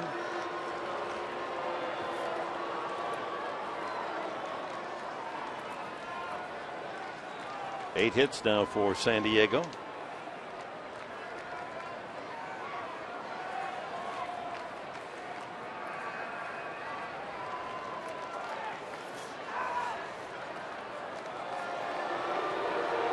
Melvin Jr.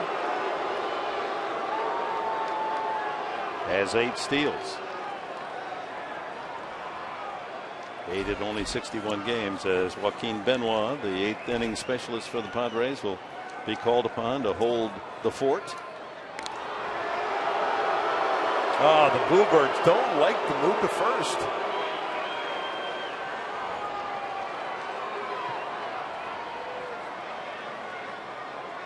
No one throwing in the Ranger bullpen.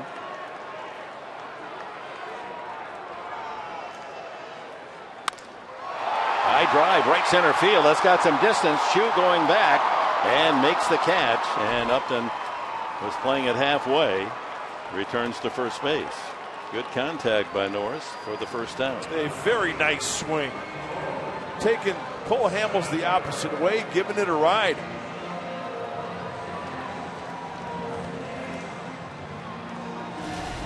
So after the big applause, first pitch, breaky ball, he spits on it. It's a ball. Second pitch, out and away, takes it that way. Nothing you can do there, Derek. Stay on it. Good swing. Top of the order, Corey Spangenberg dumped a single into left field his last time and stole his 8th base. Wound up at third on a wild pitch, but unable to make it home to break the tie. Padres did it in the next inning on the fielder's choice. Up to bunt, and he misses.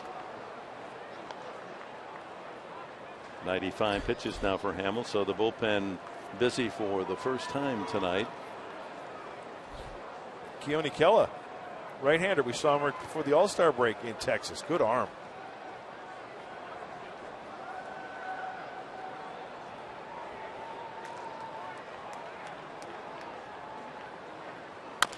Chop to first. Fielder is going to take the easy out as Upton advances to second.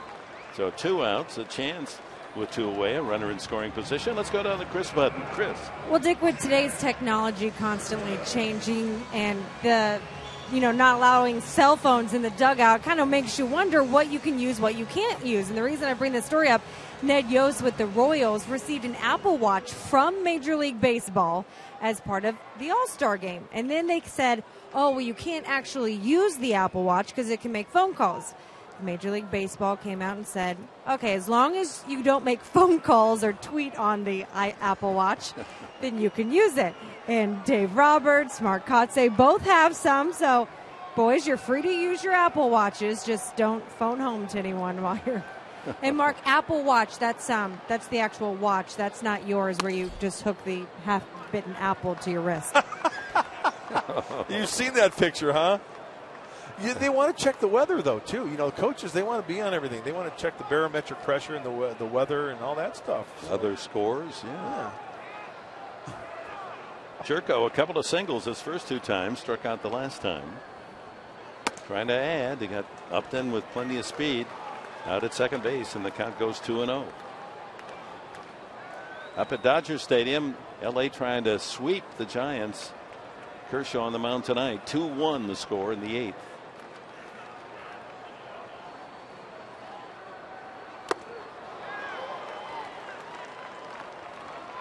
And 2-1 now the count to Jerko.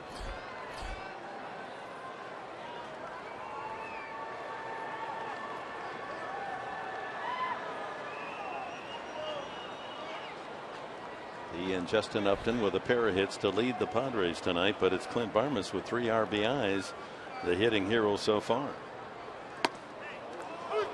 Spins one over the outside corner, 2-2. 100 pitches now for the 31-year-old Hamels. And still as fresh as his pitch number 1. There you see the breakdown, heavy workload in the 4th and 5th inning. Upton ready to go from second. Line drive, watch out. Way foul, but plenty of wood on that one, but out in front. Matt Kemp would be next.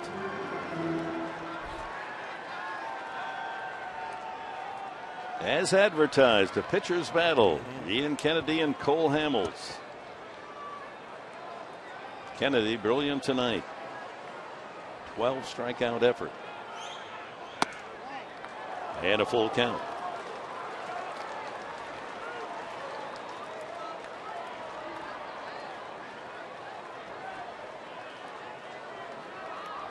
7 runs, 2 hits earned, 2 runs, 5 hits. Some pitches have been up here. Do some damage. Ground ball fair, glove by Beltre at third. Now they've got Upton hung up and the tag made by Beltre. Took the easier route, and the Padres gone in the 7th. On to the 8th, 3-2 for the home team.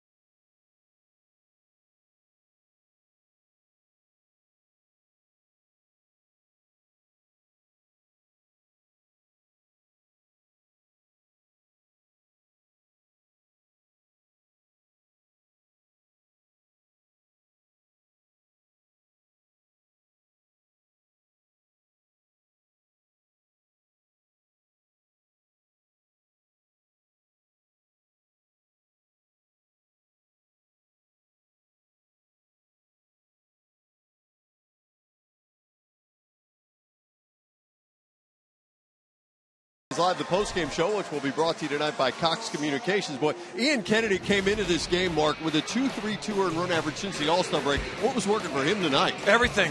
And you see it, the slider right there, the fastball in, I thought really came into play tonight, setting up everything else. The curveball, finishing hitters up on the top of the strike zone.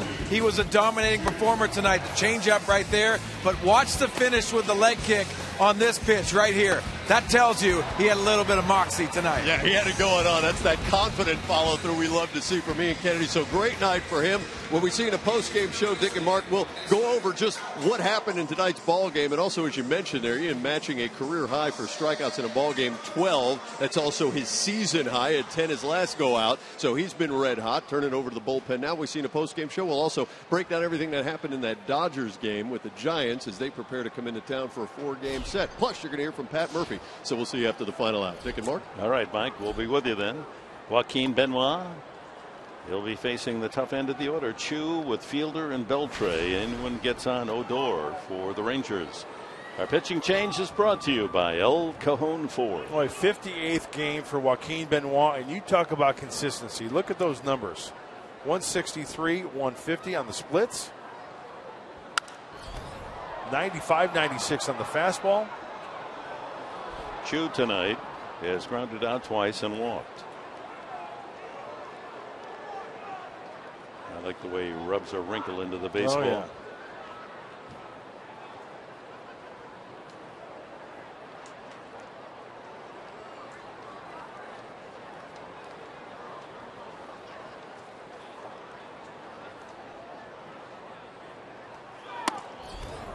.96 backs him off. Well, the Rangers tonight began 3 games behind the division leading Houston Astros in the AL West, and they had a 1-game lead in the wild card ahead of Minnesota. Well, these games are important coming down the stretch for Texas. 3-1. Well, Joaquin should be fresh, ready to go. Last time out was Friday in Philadelphia. Threw an inning, he walked 1 fill, struck 1 out. He's allowed just 8 runs in his last 45 outings. That's since May 3rd. JB rocking it. And the count now full to Chu. Tough test for Benoit. The next 2 hitters, the meat of the offense of the Rangers, Fielder and Beltre. Howdy, Tex. He's back. Howdy. Oh, that was Minnie Pearl. I'm sorry. That's right. He didn't have the tag hanging. Yes, he did. Did he go around? Nope. I'll bet you a dime to donuts he went. Leadoff walk.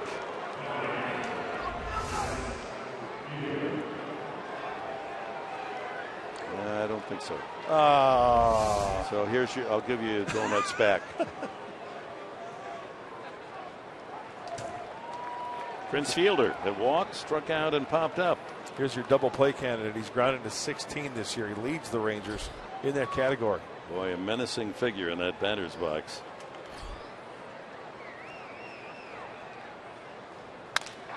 Yeah, right through the right side hole. That'll send Chu to third easily. Kemp will play it in. Runners at the corners, no one out. And that leadoff walk is now at third with no one away.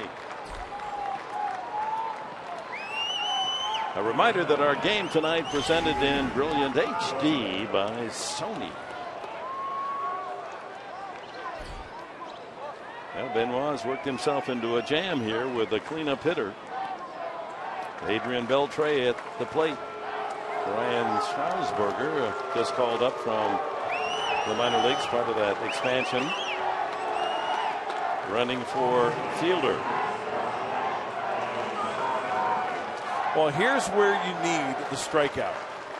You get the strikeout here, one out, runners at the corners, and then you set up a double play. Joaquin Benoit's got some work to do. Beltre has doubled in a run, grounded out, and lined sharply to short.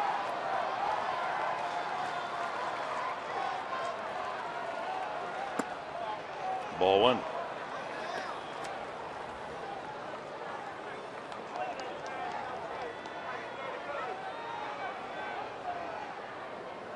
Beltre is a tough man to strike out. Only 47 strikeouts all year. Yep. Infield back.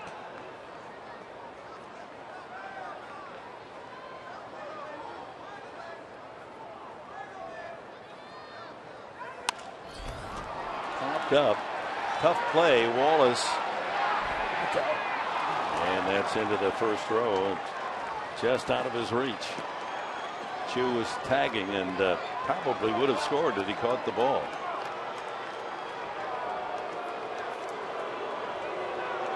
You know, that's on a play like that, if the ball is in fact caught, that's where the other players are yelling, tag, home, home, home. As you mentioned, Nick, with him tagging right there, a good chance that he would have tried to score on that one.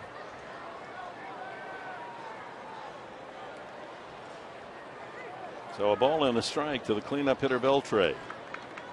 No one out. Runners at the corners for the Rangers in this tight 3-2 game. Padres in front.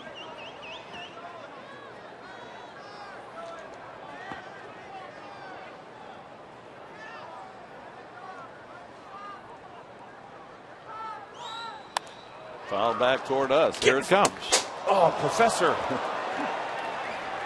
I'm not going to charge those. Hey, there we go. Find a kid. Peace. That was coming in hot. That was coming in hot. I would have, otherwise I'd have stabbed it. I mean, I had it all the way. That was coming in hot. That's only like the first one all year. I mean, in the last 5 or 6 years. Tough to get him all the way up here. 1 ball, 2 strikes. He needs a punch out right here or a pop up on the infield. Tried to hit that inside corner with a changeup. He did a nice job, Beltre did, of just recognizing that changeup. See him just eye that ball all the way in. Just tracked it. A big pitch here, 2-2. Tying run at third, no one out. Pinch runner Strasburger at first.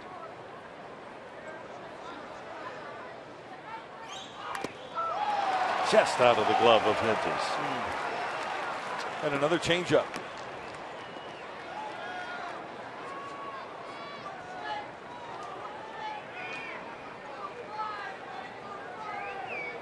And a tense moment in this game with the Padres hanging on to their 3-2 lead, but in jeopardy. A walk to lead off the inning for Chu and Fielder's single. See what Austin puts down here after that changeup that Beltre fouled off to stay alive. Slider. Fastball in, fastball away, changeup. Fastball away, fastball in, changeup. Slider. Right back to the initial call. Yeah. Get it down. Keep it away. Way outside and low. That's his third best pitch, that slider. It's fast. Well, his change, I would say, I would say he's got the good fastball, but I think his changeup's his best pitch. He locates the fastball well at 95, 96, and then the slider comes in show. Yeah, see if the Rangers have Strasburger running in that Beltre does not strike out much. Full count.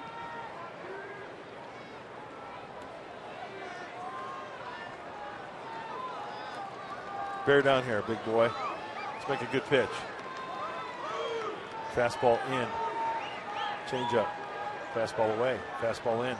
Slider. Another slider. Yep. Runner goes. And the ball is hit high to left center field and deep. That'll get the run home. Upton makes the catch. Chu tags. And we have a new game tied at 3 as Beltre delivers his second RBI of the night. 47 on the season.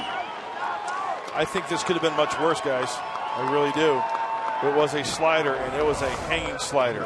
Watch Austin Hedges. He wants it down and away around the knees. Something to fish for, but, oh no, he leaves it up. And just out in front a little bit, just underneath it a little bit, that's a hanger. And you know what happens when you hangy. They usually bangy. And you know what happens when you walk the leadoff man, too, don't you? He too often comes around to score, and that's what's happened here as Chu got the leadoff walk. The pinch runner, Strasburger, back to first base, 1 out. And Odor, a double in 3 at-bats, is the hitter. Boy, he's a mature-looking player at 21. 279, 11 home runs, 43 runs batted in. He'll get some Rookie of the Year consideration.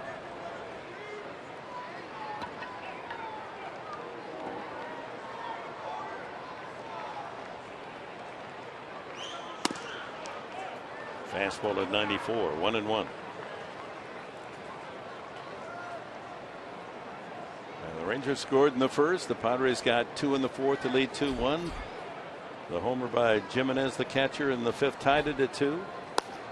Barmes with a fielder's choice ground out, his 3rd RBI of the night, made it 3-2, and now in the 8th inning, the Rangers have tied it on a walk, a single, and a sac fly. 2-1 now to Odor. Oh, like Beltre, Odor, as we take a look at Cole Hamels, doing a nice job of laying off that changeup from Benoit.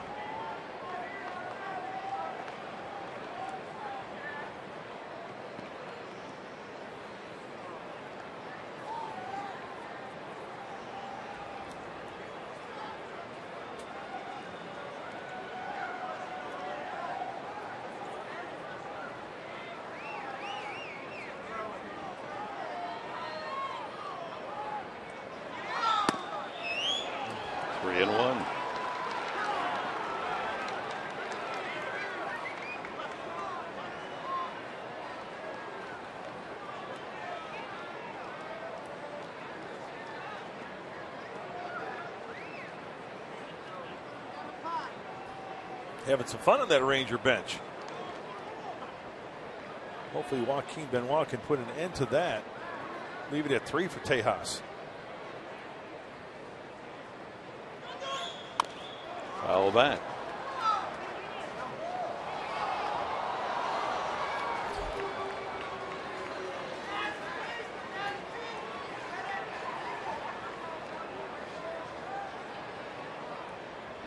That gentleman in the owner's box with a souvenir.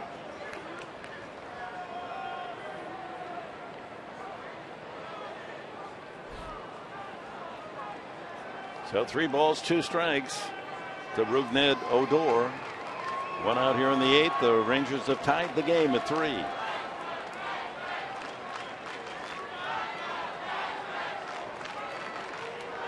count. Runner goes. Fouled away. Just got a piece.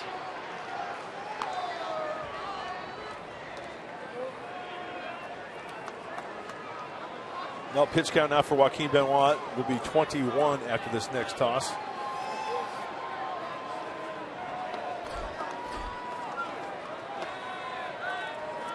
Ten and 10 makes 20. In my book. Very good. Thank you. That abacus is working big time for you tonight. Darren Balsley hoping for a big pitch right here. Roll the grounder. Take your chances. Going again. Fouled again. Have to be a sharp grounder. A smoked one hopper to one of the middle infielders to turn two in this situation.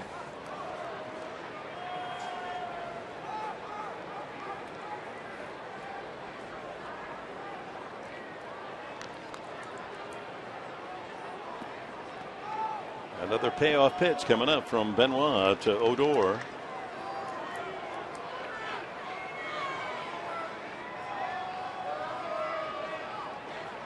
Strasburger's been running on these three, and he's going again. Swung on a miss. The throw by Hedges. Not in time.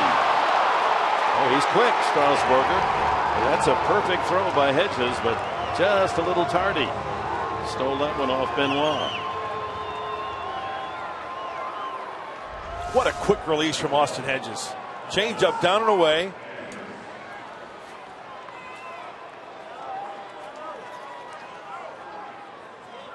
Oh, very close. Oh, he came off the bag, but you got to keep the tag on him. Did you see his foot come off the bag?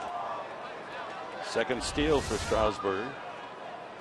Might have been well after the fact, but still. So 3-3 tie, 2 outs. Rangers have a man in scoring position for Elvis Andrus, who has struck out twice facing Kennedy and popped up.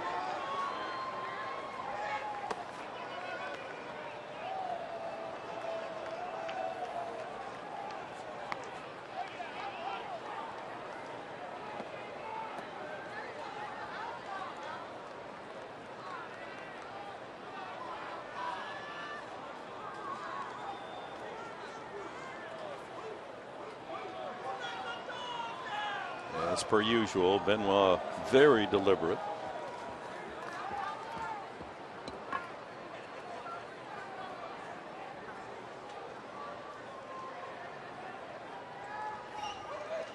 Oh my goodness, that was behind the hitter. And over to third goes Strasburger. That is a wild, wild pitch.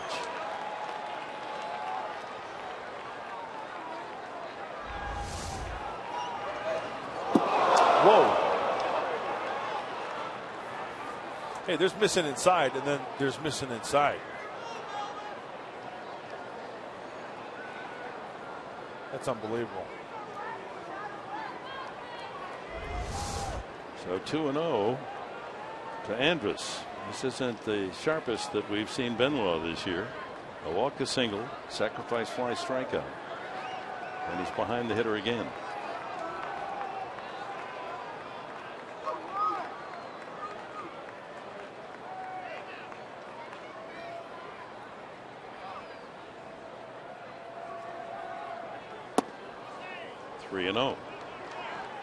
Rookie Gallo on deck. He struck out all 3 times.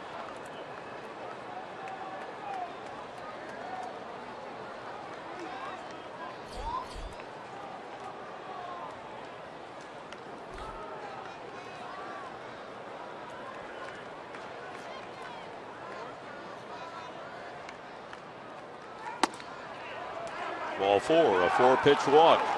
Second walk of the inning for Benoit. 26 pitch inning for the reliever.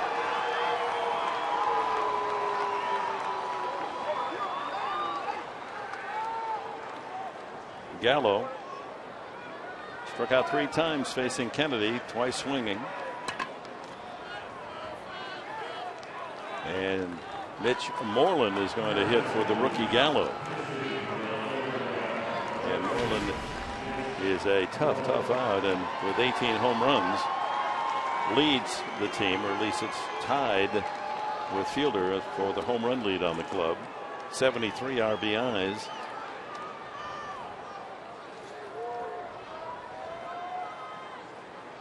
For Fielder, 67 for Moreland. He's a top bat, top power hitter. First and third. Ball one. Well, very uncharacteristic for Joaquin Benoit, because going into this game, 55+ innings. Sure, walks sometimes can hurt him. 20 going into this game, but opponent's only hitting 147. Only 28 hits in 55 2/3 before this outing for Joaquin. The pitch count approaching 30. Next one will be 28. First and third with 2 outs. A run home to tie it for the Rangers here in the 8th. Over the course of a season, let's say you get in 70 games as a reliever, there's going to be 7 maybe to 10 times to where you're not going to be perfect every time out.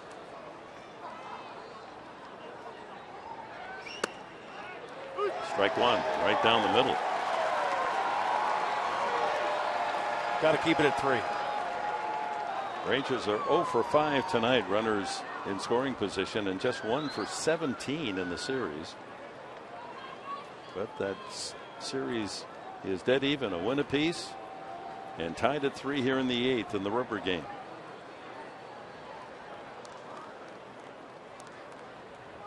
Shift on for Moreland. Top of the strike zone, 1-2.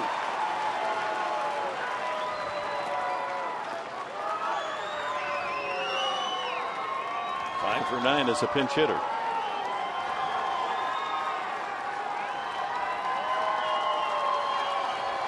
Last night as a pinch hitter fouled out.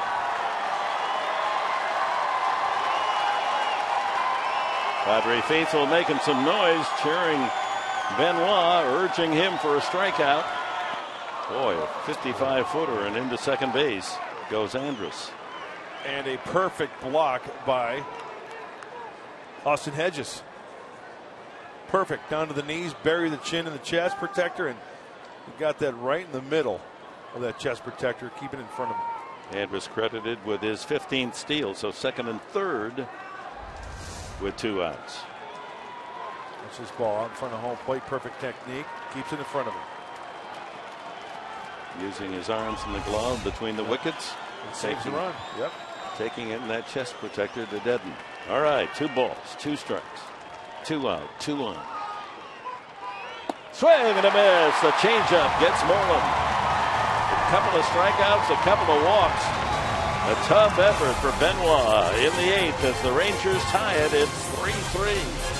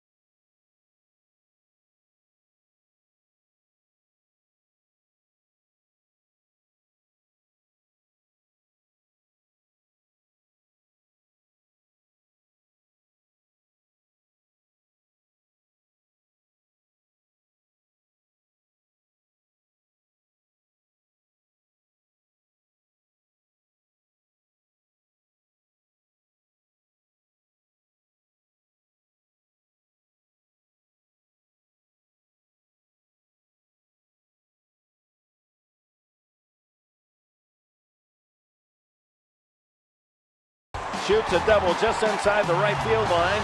That knocks in 2 Padre runs back in the 4th inning. And then with the score tied, he came up again, and his ground ball to second base good enough to get Upton home from third. A 3 RBI night for Clint Barmas, accounting for all 3 Padre runs against Cole Hamels, who leaves after 7 innings, 3 runs, 8 hits, 1 walk, and 8 strikeouts for Hamels. And here's Keone Kela out of the bullpen. Well, we talked about the bullpen earlier for these Texas Rangers. 13th in the American League with a 4.49 ERA. Not bad numbers for Kela, his 60th game. A lot of decisions for a relief pitcher. It means close games for these Rangers that he's in. He'll either get the win or the loss at 6 and 5 for the right-hander. 198 against right-handers, but over 300 left-handed hitters are batting against Kela, who will face Kemp, Upton, and Wallace in the Padre 8th inning. We're tied again at 3. Kela's got a good arm. Starts him with a changeup. Strasburger stays in the game in left field for Gallo. And Moreland in the game at first base for Fielder.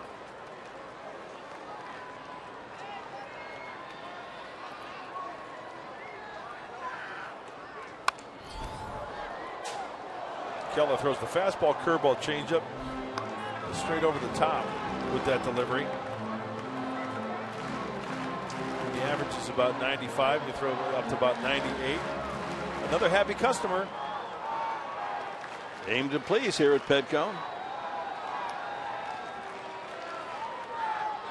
Kemp, a double play, a walk and scored, and a line out to second. 1-2. 97 on that fastball from Kela.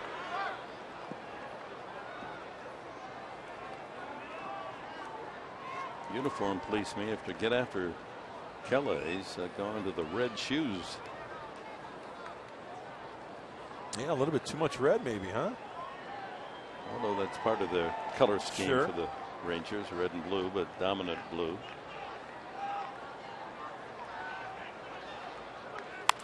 Line drive foul. And into the souvenir corner.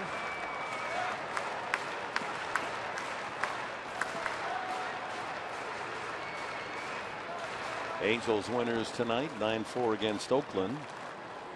Angels are 6.5 behind Houston in the American League West. And only 3.5 out of a wild card spot. Mets won tonight. Washington 1-4-3.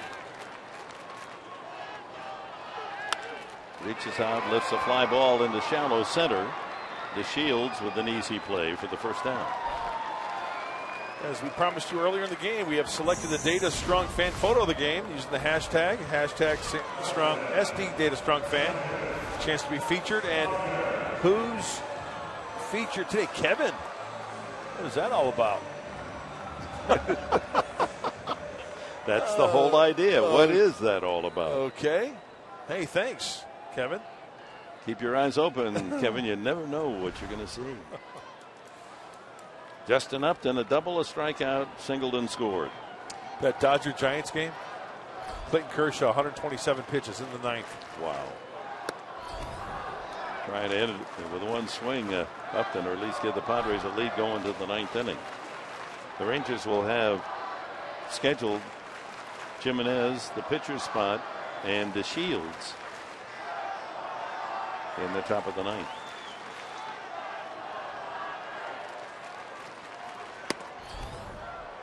Another fastball, high velocity, 96. Those tend to go a long way if you barrel them up. Oh, yes, they do. Believe me.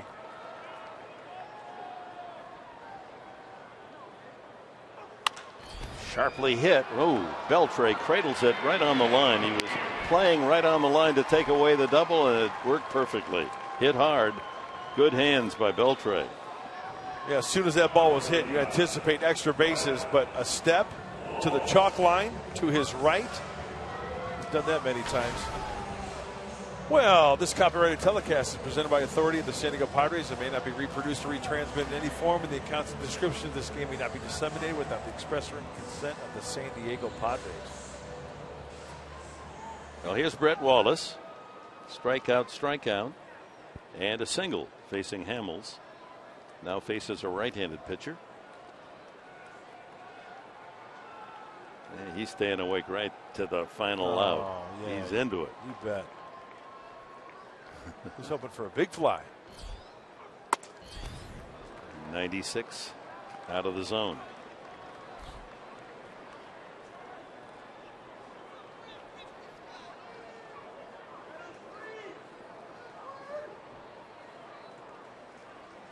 Wallace getting a chance to start with Alonso, back injury.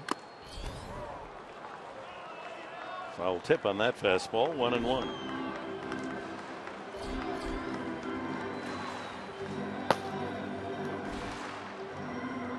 The closer, Kimbrel, getting ready.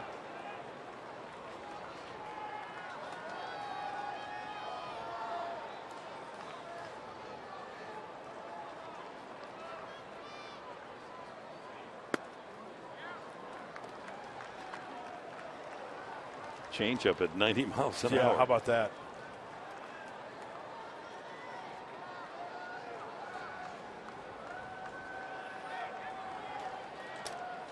Yonder Alonso in the dugout.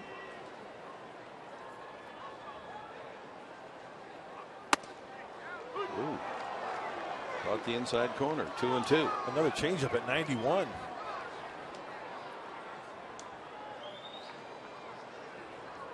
Second baseman Odor comes in to say something to his pitcher.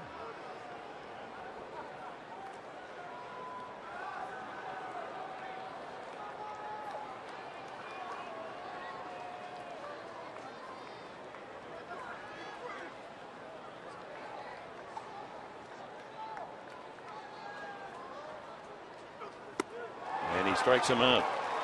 1-2-3 inning for Kella. We go to the ninth, tied at 3 here at Petco.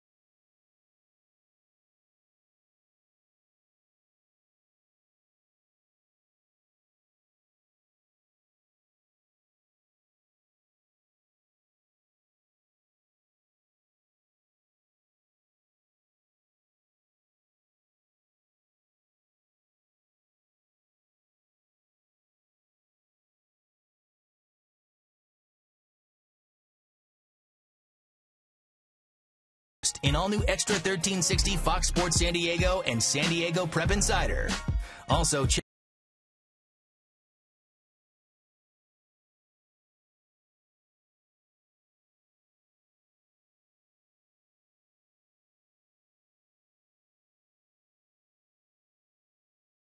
linebacker. Lots to share with you here on Fox Sports San Diego as baseball melts into the start of the football season. And you can follow the Aztecs through Rocky Long Show throughout the course of the year. Ninth inning, and Craig Kimbrel comes in for the Padres. And the first man he will face is former teammate Will Venable. So with the score tied 3-3, the save is out the window. The Padres can win in walk-off style. And you see the numbers for Craig Kimbrel. His job is to throw up a 0 and See if the hometown 9 can win it in the bottom of the 9th.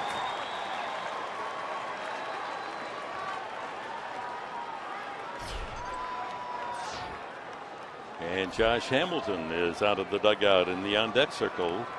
Apparently will hit for Kella. Make his first appearance of the series.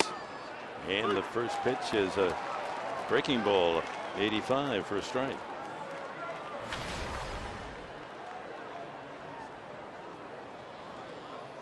Venable, Hamilton, and then DeShields here in the top of the 9th for Texas.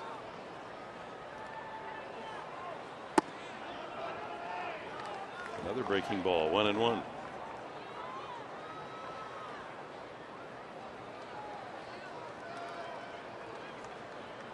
Houston lost tonight, so this is all the more important for the Rangers, who trailed the Astros by only 3 at the start. Boy, fastball at 98 on the inside part of the plate. Trying to eat up Will Venable. Get in that kitchen. One of the players that the Padres obtained in the trade Venable to Texas has joined the club. John Edwards, a right-handed pitcher. He's in uniform. 1-2. 98 misses, 2-2. Well, if this game should go extra innings, we might see Edwards make his debut as a Padre.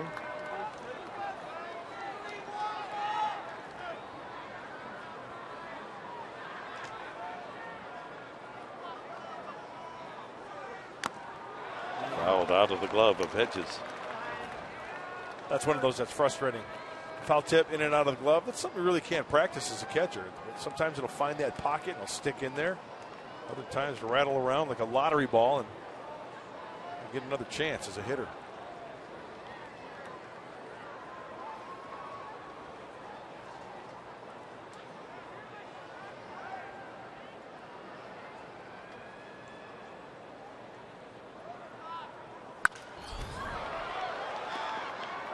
With the Padres, Venable hit .255, half a dozen home runs. He's just had 25 at bats as a Ranger with 6 hits, 1 RBI.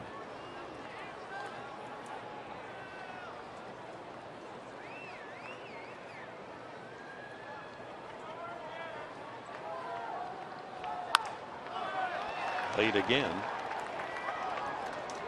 on a curveball.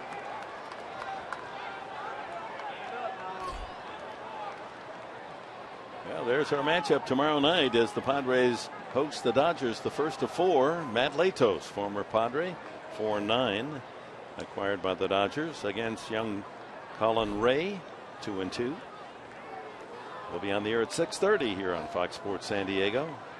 Big crowd expected for all 4 games with the Dodgers. And a full count. Tried to overthrow that curveball right there, and the release point way up top. Shields will pitch the Friday night game, Ross on Saturday, and Cashner Sunday. All that we know beyond Latos is that Greinke will pitch Sunday. Friday and Saturday, Dodger pitchers to be announced.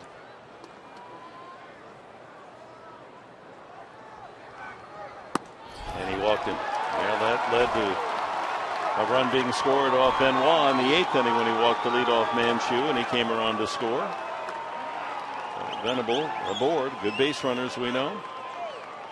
And here's Josh Hamilton. First appearance in the series. Hitting .254 on the year with a half dozen home runs. Power versus power. You gotta love it.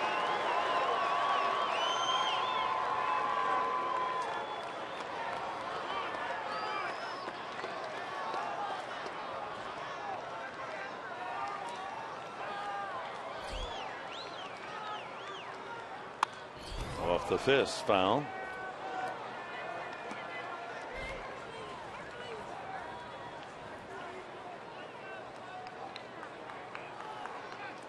We had that left knee inflammation. He was on the DL. We know about the history of those knees for Josh Hamilton. And, you know, if it's not 100%, even 80%, you know, you lose those legs a little bit in that drive, in that lower half of the body in the swing. Have a tendency to just be all upper body, and that can work to the advantage of Craig Kimbrell versus the power throwing right-hander. 1 for 3 with a couple of strikeouts. Hamilton just off the DL for this series.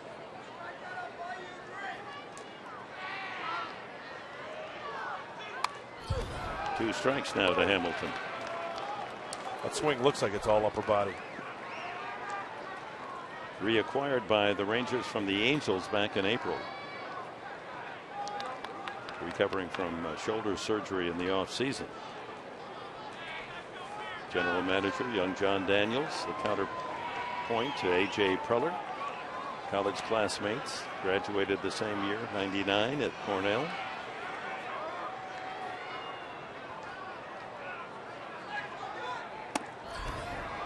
'98 up and in, 1-2.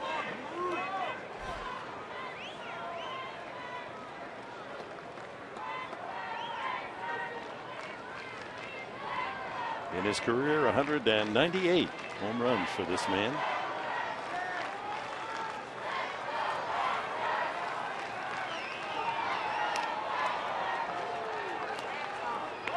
Not a bad idea to keep Venable honest there at first base. We saw Sam Dyson last night, hard throwing right-hander.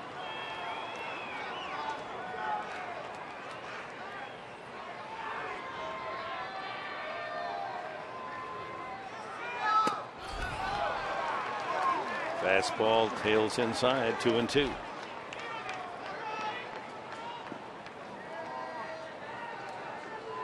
Two of the 3 runs scored by the Rangers tonight, men who walked, including the tying run off Benoit in the 8th. I've seen nothing but fastballs from Craig Kimbrell to Josh Hamilton. You know, when a guy has a slow bat like that, you don't want to speed up his bat. Doesn't mean you can't throw him a curveball. Just has to be in the right spot.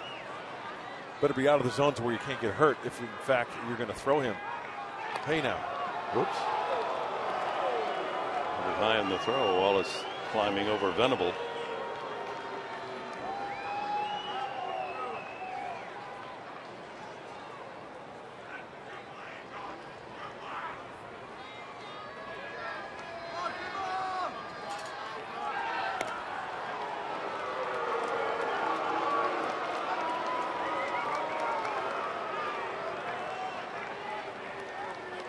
In the crowd of 18,730 tonight, some vocal Ranger fans.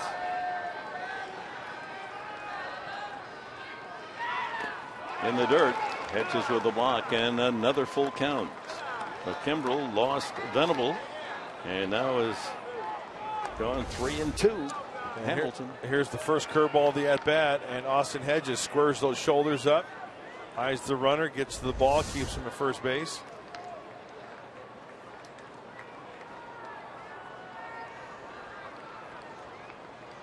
Dodgers have beaten the Giants 2-1, so they sweep the 3-game series. All tight, low-scoring games. Great pitching, winning it for the Dodgers. Timely hitting. I'm guessing a heater right here. And a broken bat single to right field. Holding at second is Venable. So good pitch, Kimbrell, but Hamilton muscles it over the second baseman. Jerko's head for a base hit. We got a battle going on. Power against power. First pitch offering is the fastball to Hamilton. Another heater. Quickly hit 0-2. Trying to tie him up inside. Still giving him the hard stuff. Now there's the first breaking ball. Softening him up and then going hard. And Hamilton, you know, credit Hamilton. He fought off a fastball in, sacrificed to Shillelagh for the base knock. Drew Stubbs will bat for Hamilton. No, Stubbs is going to hit. Going to run. Drew Stubbs is going to run for Hamilton. So first and second, no one out. And a walk in the blue pit. And out of the top of the order in DeShields as a double and 4 at bats tonight. And the Padres looking for the sacrifice. Weighing in at third base, Corey Spangenberg. see what type of play they put on here. Do they have Barmes swinging over on the wheel play to try to get that lead runner? We should point out that the two infielders that are critical here, the corner infielders, are not regulars at that position. Spangenberg at third and Wallace at first. And Spangenberg positioning himself after that bunt to where he could charge it or retreat back to third base to get that force out at third. And he squares and bunts foul. Got good wood on the bunt. I was always taught in this situation, you see Spangenberg here. So as a pitcher, you got to bust your tail here so he can go back and throw that ball to get that lead runner at third base. That's where the hitter wants to punt the ball toward third and bring that third baseman in.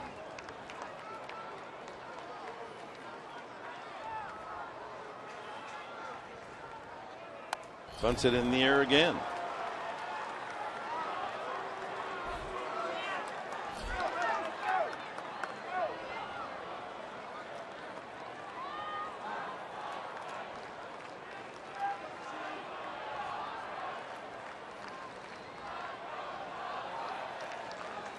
I think you got to try to put that bunt on again, don't you? I would think. See. If he swings, he's got a big hole on that left side. Spangenberg in tight. He's swinging. And nubs it foul. That would almost have been a perfect bunt.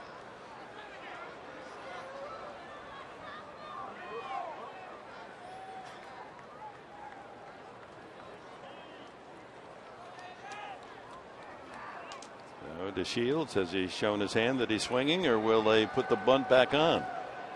You got Spangenberg guessing. He's moved back.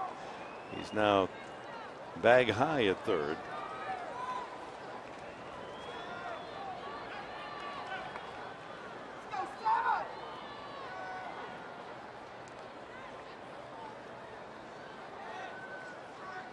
Swinging and a pop-up.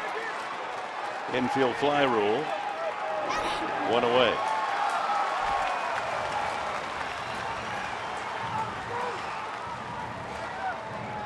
Big out for Craig Kimbrell, keeping it on the infield for the first out. Talk about Ian Kennedy going up the zone tonight, up the ladder. Look at this one, a fastball. Just cannot get the barrel of the bat up on top of that baseball. And then the pop-up, the home run in the phone booth. Infield fly rule. Batter is out. Runners can advance at their own risk. Veteran Shin-Soo Choo has walked twice tonight and grounded out twice. He walked to lead off the 8th inning, and that was the run that came around to score and tie the game.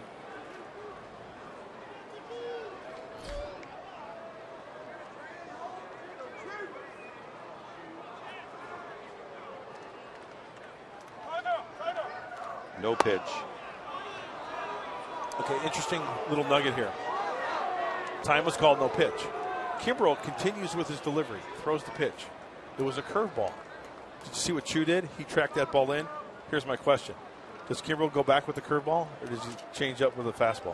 What do you think? I think he's going to throw a fastball.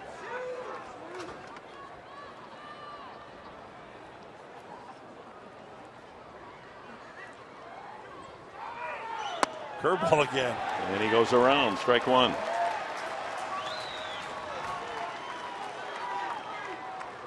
Ryan Strasburger is on deck. He came in as that pinch runner last inning. And he most definitely goes on that one.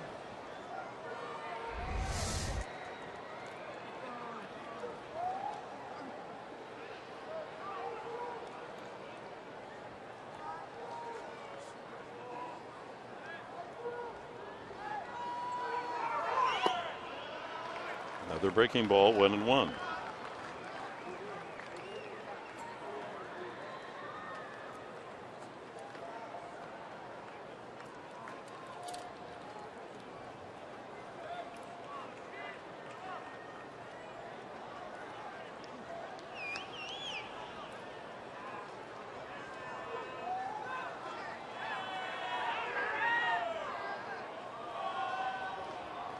Venable at second base.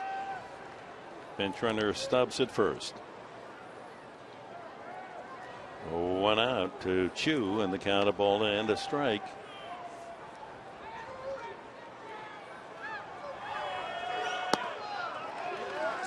Very good speed on that back end at first base, and Drew Stubbs. I remember hearing about him all those years in Cincinnati. Yeah. They raved about how fast the big man can run. Yep.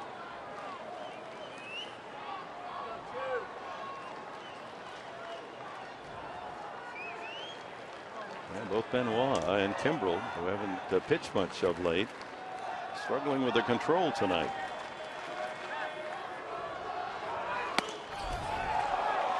Three and one.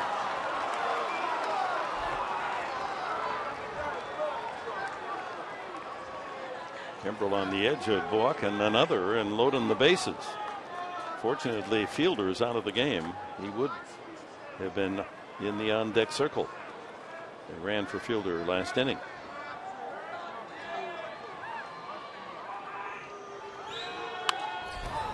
Game with the fastball and challenged him at 98. See where that pitch was, Dick? It was there. 3-1, like you said, challenging with the fastball. Give him the heater, Ricky.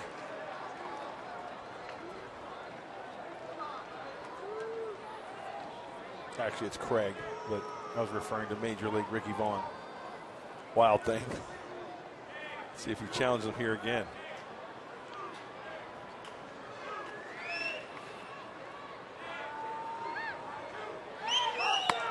He walked him, and the bases are loaded. Oh, Benoit walked two. Able to get off the hook with only one run scoring. Now two more walks from Kimbrel. Loaded it up for young Ryan Strasburger, or a pinch hitter. The veteran Mike Napoli is going to hit for Strasburger.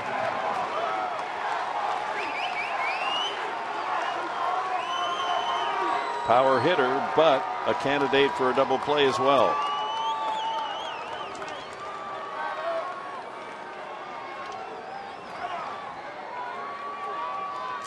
This Ranger roster is loaded with veteran hitters.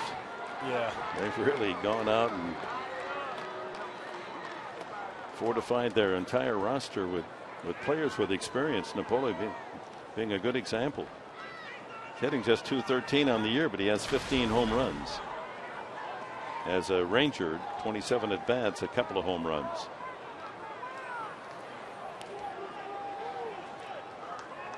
Two walks and a bloop single, and the bases are loaded for the Rangers here in the ninth.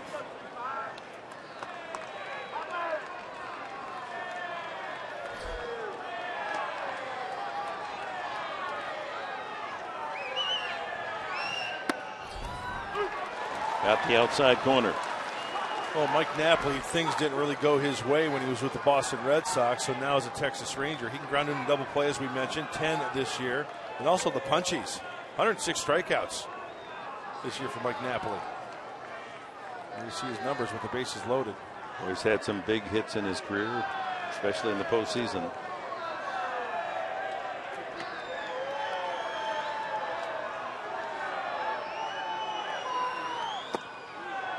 Breaking ball way off the plate, 1-1.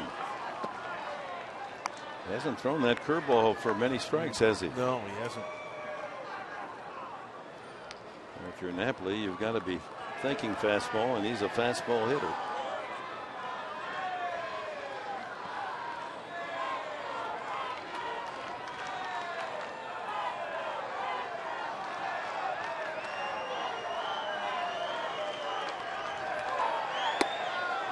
Well, he got that breaking ball in there, 1-2. That was a beauty.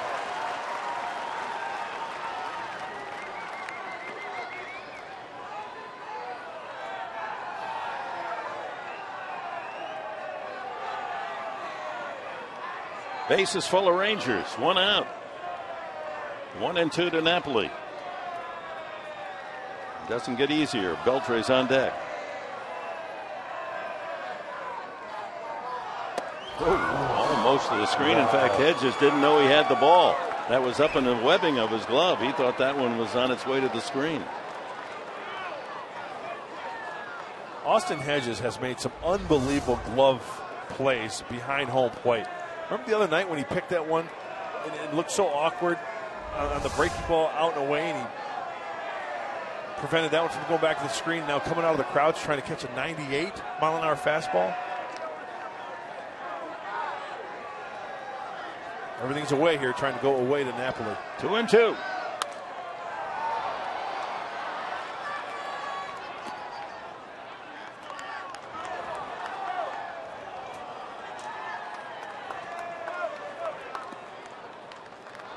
Meanwhile, Beltre on deck has knocked in 2 of the 3 runs for the Rangers tonight, and a rigorous 30-pitch inning for Craig Kimbrell, and he has only 1 out.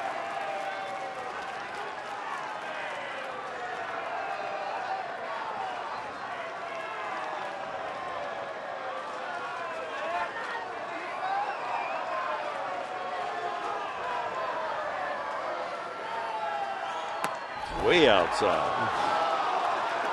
99 on the fastball, but he's all over the lot.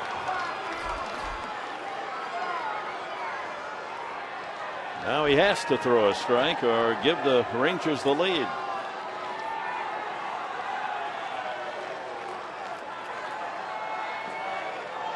Got to rear back and lay it in there and hope that Napoli can't hit it. Yep.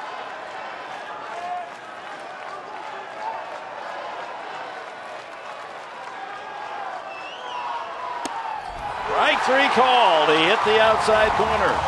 Oh, that is a gutty strikeout.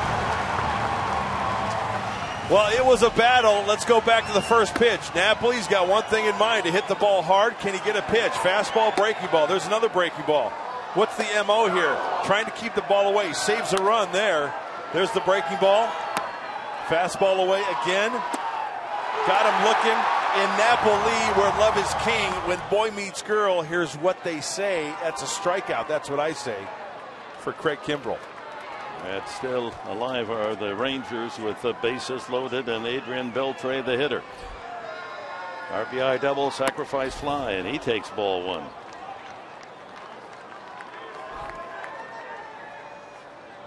Doubled the right field to knock in the first run for the Rangers in the first inning. He's grounded out, lined sharply to short. Sacrifice fly to deep left the last time to tie the game at 3.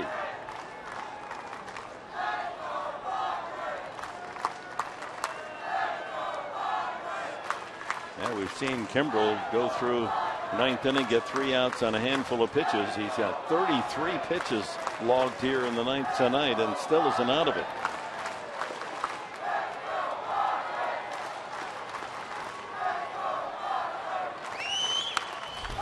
What a cut.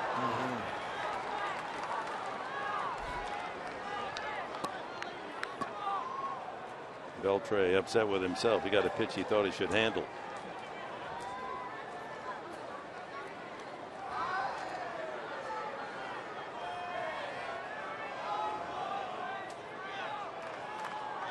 Infielders diving, getting dirty, smother it,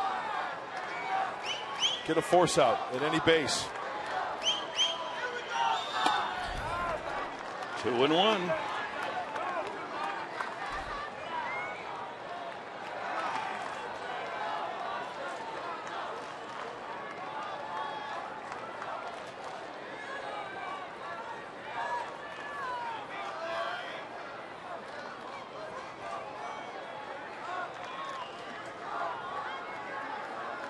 The action pitch with the bases loaded, 2 outs in the 9th. Right down the middle. Up just a little bit where Beltre could not get on top of it.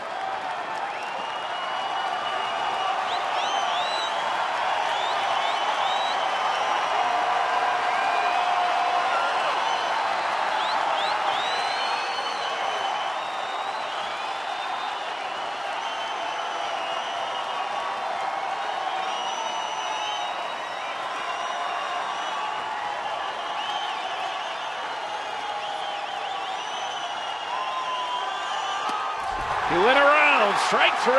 Oh my.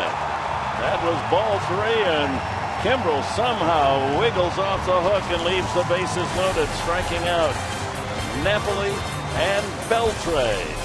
And it stays at 3-3.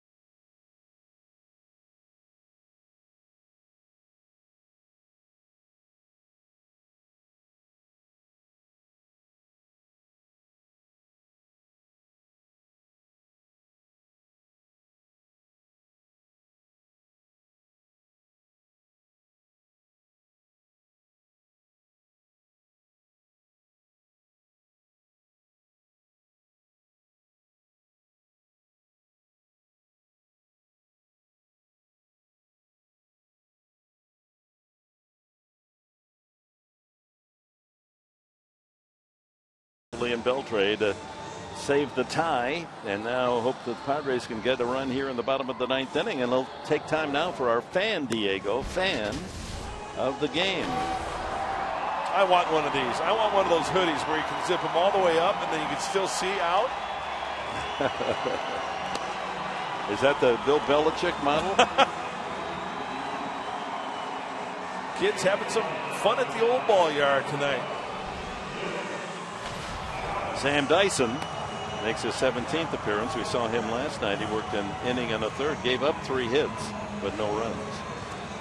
Nice ERA, only 16 plus innings and only 1 walk. Yeah, he's got a good arm because he struck out 13 in those 16 plus innings.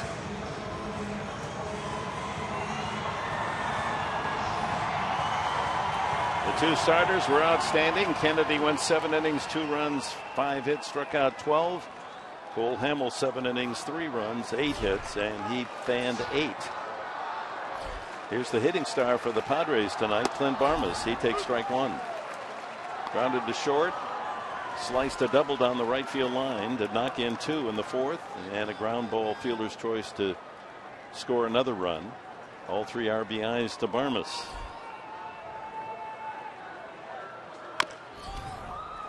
Now, Clint came into the game with only 13 on the season, so that's a hefty night's work for him. 3 RBIs.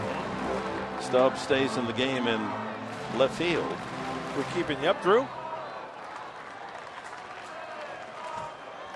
Remember Dyson, nasty 2-seamer, gets a lot of ground balls. You got to get that sinker up.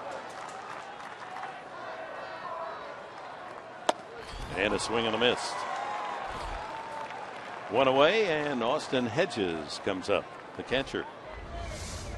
There's a 2-seamer away. That's nasty movement. Great location, too.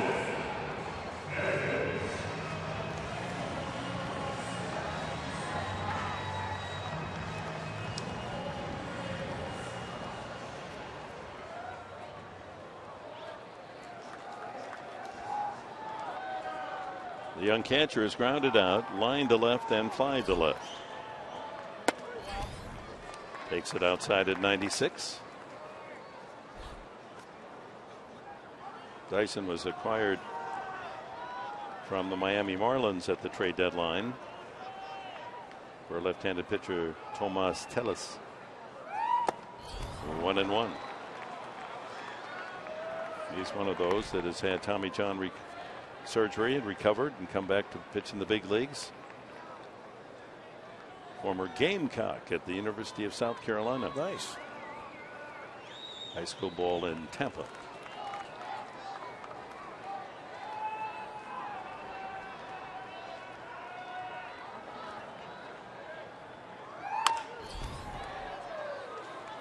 That's nasty stuff. That 2-seamer. That's falls under the category of feels like you're hitting a bowling ball. Feels a heavy ball with 2-seam action.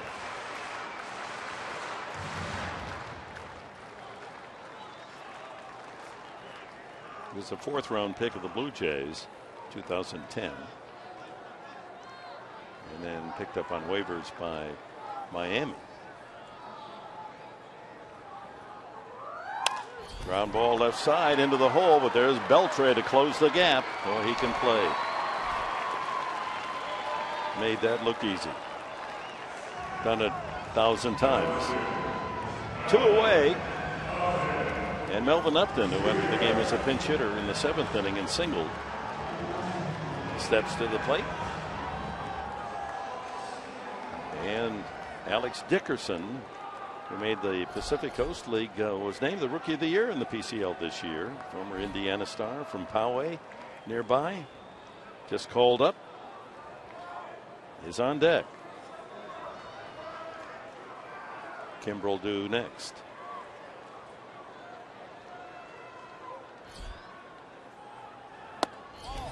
Ball 1.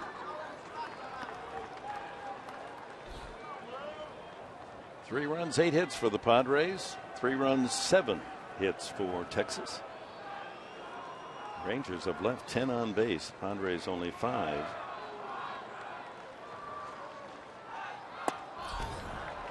Late on the fastball, 95.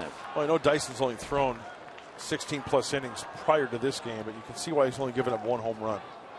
Especially pitching in Texas, where it's ball has a tendency to fly in Arlington.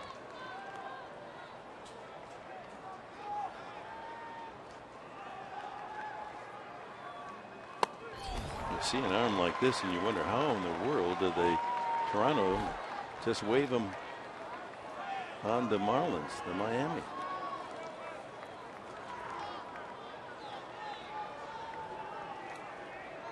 You know, sometimes guys with such good stuff like Dyson, maybe they fall into the trap where they fall in with their breaking stuff or their off-speed stuff. I'm not saying that's the case, but when you trust your fastball like he's got, and you're consistently 96, you hone in those crosshairs, and you can locate that fastball with the help of Mike Maddox, the pitching coach for the Rangers, and his brother, possibly Greg Maddox. Hey, you can probably turn things around.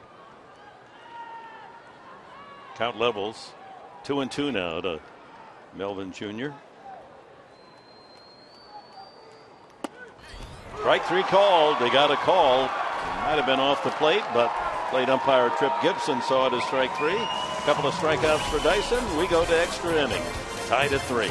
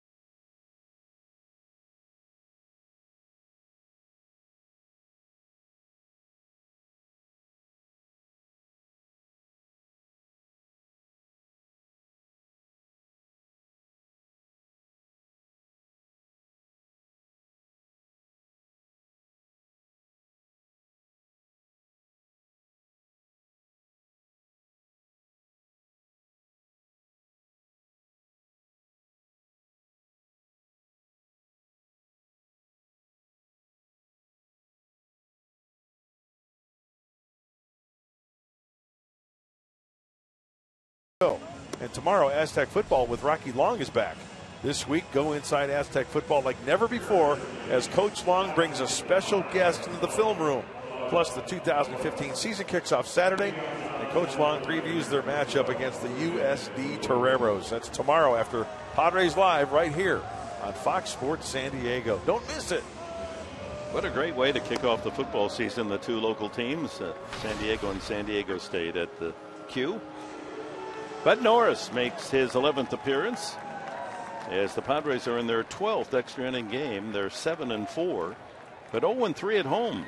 What a record in extra innings on the road, 7-1 this year. The Rangers are level at 4-4 in their 8 previous extra inning games. I heart bonus baseball. Bud Norris will face Odor, Andrews, and Moreland here in the 10th. Starts him with a breaking ball for a strike. Interesting career change for Bud Norris. Odor has faced him before, 2 for 6, in that he's been a lifetime starter. Prior to coming to the Padres, he had only relieved in 2 games his entire career. And now a full-time member of the bullpen, and talked to him about it. He said, yeah, I'm still adjusting to it. I mean, it's a different life. Sure, going at it an inning at a time. He could gear it up a little bit more and get more giddy up on that fastball. We've seen him touch 96, 97. Don't know quite what wrong with Bud this year early, because last year had an outstanding season. with the Baltimore Orioles. Placed on waivers, and the Padres quickly claimed him. 1-2.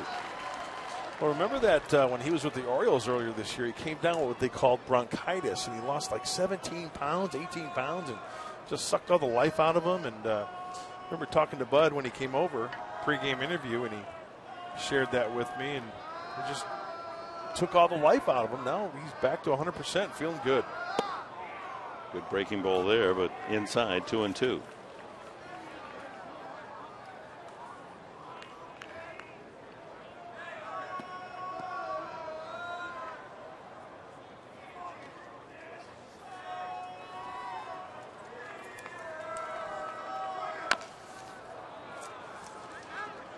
Norris went to Cal Poly San Luis Obispo. He's from the Bay Area. He told me that he grew up in high school and played against teams that had Will Venable and Rhett Wallace on them. So the three of them here now in the major leagues. A fan, of course, growing up in the Bay of both the Giants and the A's.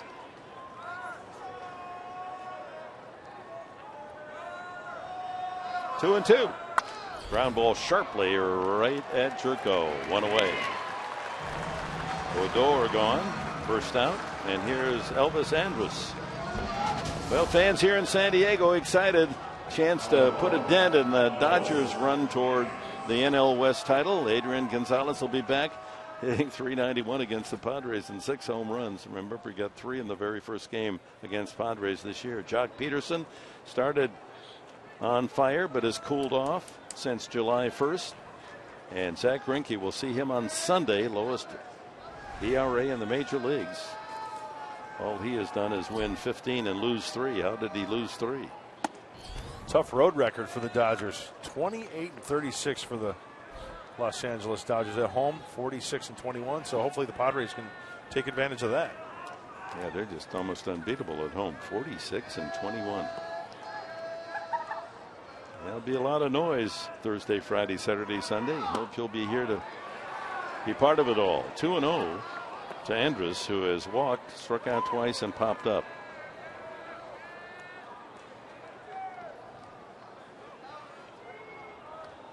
Padres took 2 out of 3 in Texas just before the All-Star break. And the winner of this game will have 2 out of 3 in this series. That's in there, 2-1.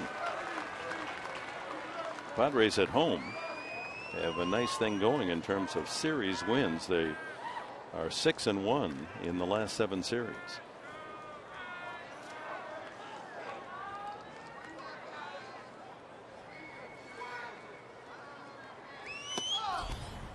Three and one. Both Joaquin Benoit and Craig Kimbrell had trouble throwing strikes. Between them, they threw over 60 pitches in their 2 innings. 4 walks, 1 of them scored, 4 strikeouts. Shot to left field, base hit. Andrus has his first hit tonight. And with 1 out, that'll bring up Mitch Moreland. Moreland entered the game as a pinch hitter in the 8th inning and struck out facing Benoit. Just glad that pitch was down a little bit, and that Andrus does not elevate that ball. Darren Balsley out to have a chat with Bud Norris, going over a little scouting report. You should see these scouting reports that Darren Balsley puts together. It is incredible. He puts together his own homemade chart. Every hitter, averages against certain pitches, how to pitch certain guys. And I tell you what, if you're not prepared to pitch in the game where this guy gets you, tries to get you prepared, you're doing something wrong. Because he does his homework. Hours and hours of watching video. And it's not just tutoring the pitchers, it's the catchers too have to be in on all that lecturing. Homework that Balsley does. Boy, these coaches put in long hours. Well, let's see what the Padres have in store for Mitch Moreland. Worked the first time, a strikeout.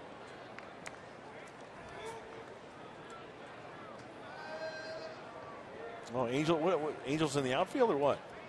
What's that all about? Jonathan Livingston Seagull? What? I don't get it. Swing and a miss.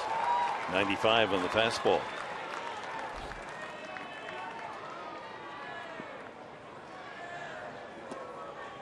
Bobby Wilson, the backup catcher, is on deck.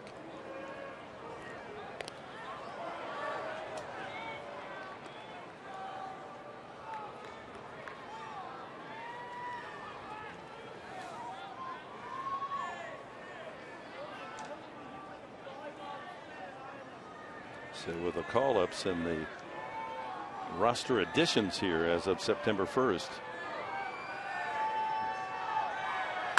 Line drive, base hit. That's into the right field corner. And here comes Andrus skittering around second, racing around third, and he will come in to score. Moreland will hold at second, an RBI double, and the Rangers lead 4-3.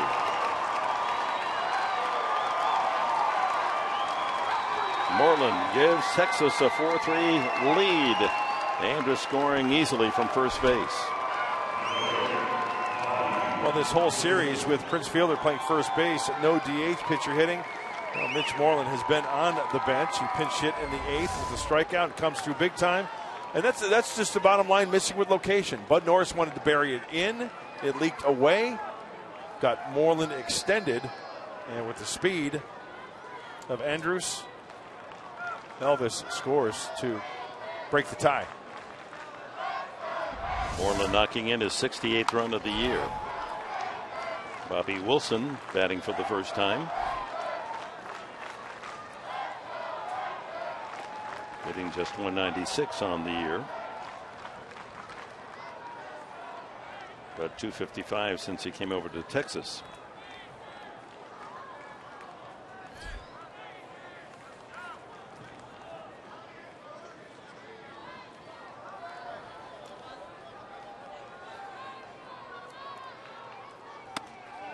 Breaking ball hangs 1-1.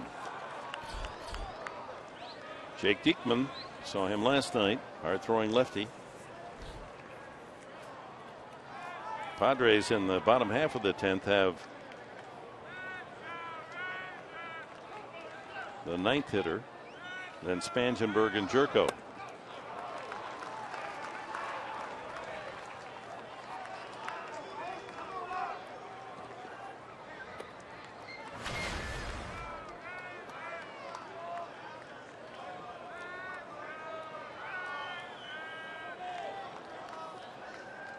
Norris, the pitcher, in that 9th spot, so there'll be a pinch hitter for him.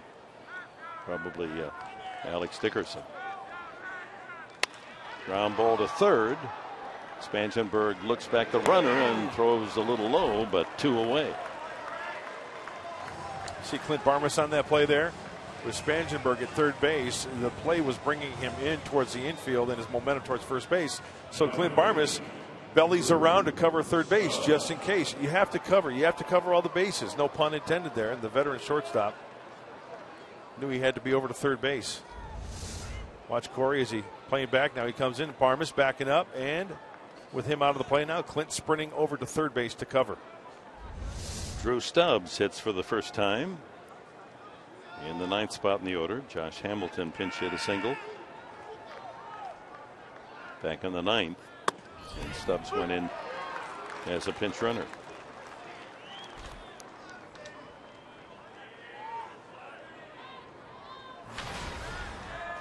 As I advertised, a tight game. All 3 games in Texas were 1-run decisions.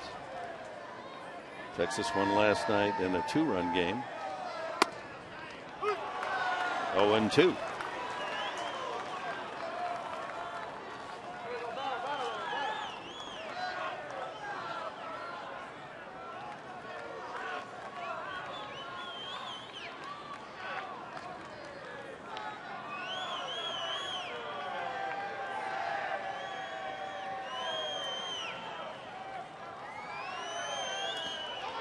That gets away, but not far enough for the runner Andrus to advance.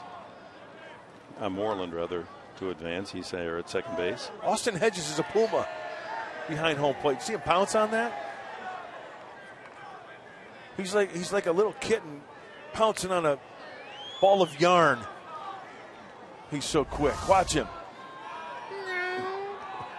Pouncing on it. Yeah, but a kitten can't throw a guy out at third right. base. At least not recently. Ground ball to third again. Backhanded Spangenberg. The long throw. He didn't get him. I thought he had him. Stubbs, as we told you earlier, a very fast runner. This may be challenged. Let's see what manager Murphy does. Corey knows by this point he's got to gear it up. Yeah, give it all you got. Took a little too much time in winding up on the throw. Oh, that's close. That's really close. And they are challenging. There, the ball's in the glove. Oh, he's out. Ball's touching. Yeah, ball is touching the glove before his foot hits the bag. That's very much like the play we saw last night. Yep. The call was safe and then overturned.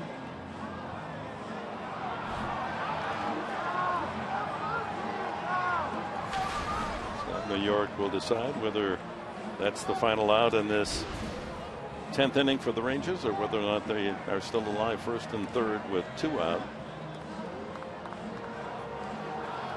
Ball in the field. First base umpire Morales is safe.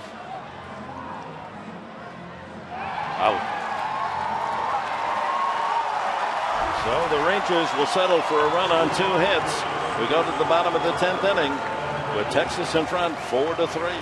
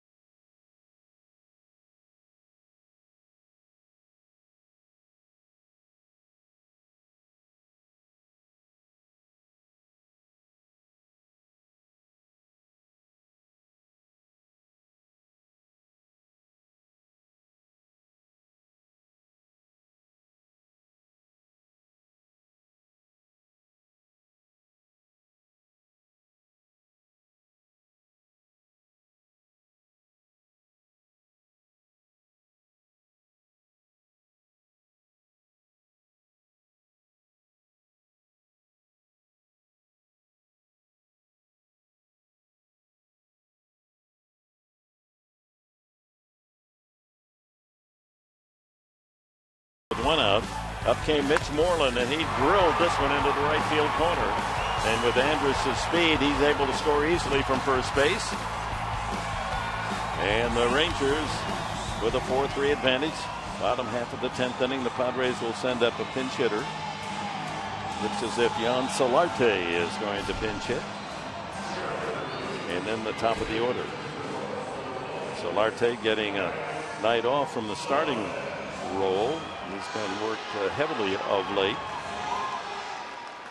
Been solid, especially from the left side. And that's how he'll bat against Sam Dyson. Dyson into his 2nd inning, struck out 2 and retired the side in order in the 9th. And typical Solarte, he's going to look at pitches until you throw him a strike. .261 average with 11 home runs.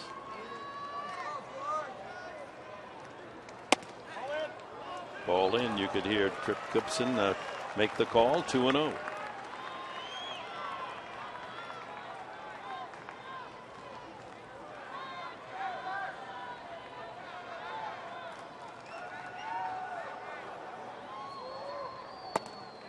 3-0.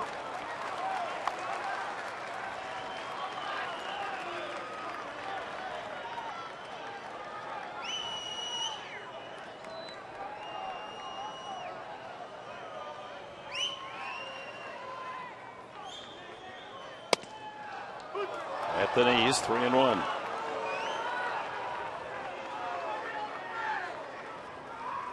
Solarte's had some big hits, especially late in games.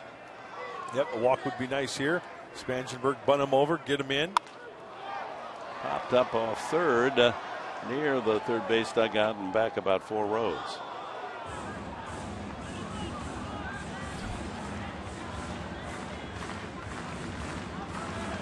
Cameraman there behind third base came up with the souvenir and tossed it to a young kid.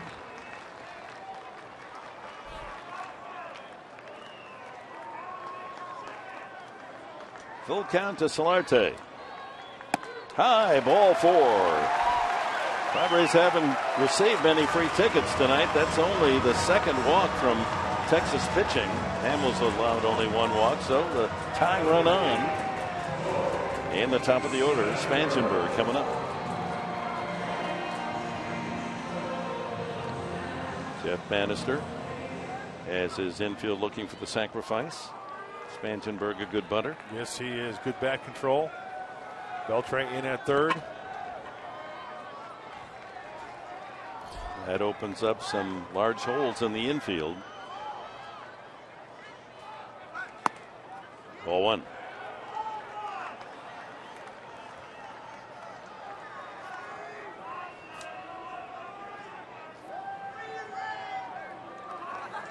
Beltre charging hard from third on that last pitch. Spangenberg a single and a stolen base tonight. 1 for 4.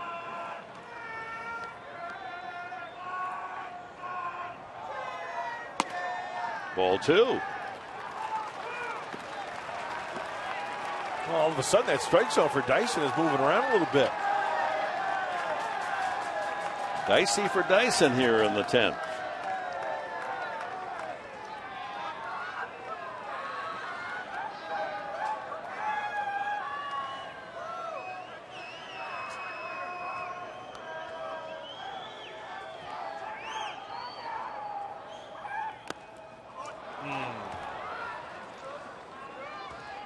Corey wanted to get the barrel of that bat back, but tipped it foul. Looked as if that might have been ball 3. Yeah.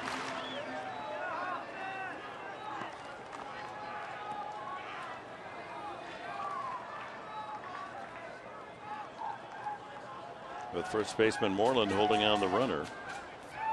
And the infield in motion expecting the sacrifice. Some interesting holes if Spangenberg decides to swing. I think he's going to try to still put it down here. And it's a beauty. Beautiful bunt.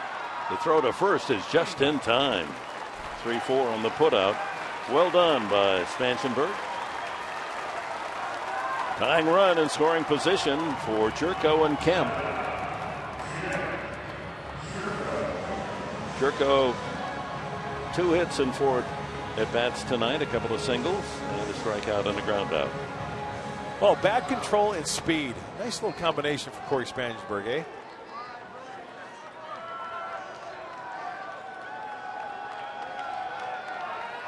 And he forced Moreland to make a quick throw because of the speed.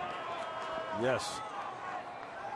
Now, Solarte does not carry great speed, and Jerko takes strike 1. 95 from Dyson.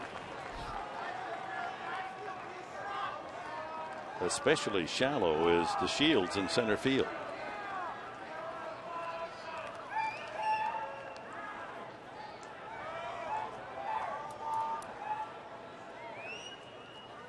Ground ball to short. He ran right into an out. Can you believe that? That's in the baseball primer, you don't try to run to third when the ball's hit in front of you, and Solarte ran right into an easy out.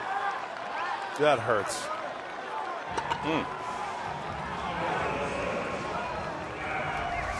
That's just baseball 101. Just too aggressive there for Solarte. Runs right into the out. Oy vey.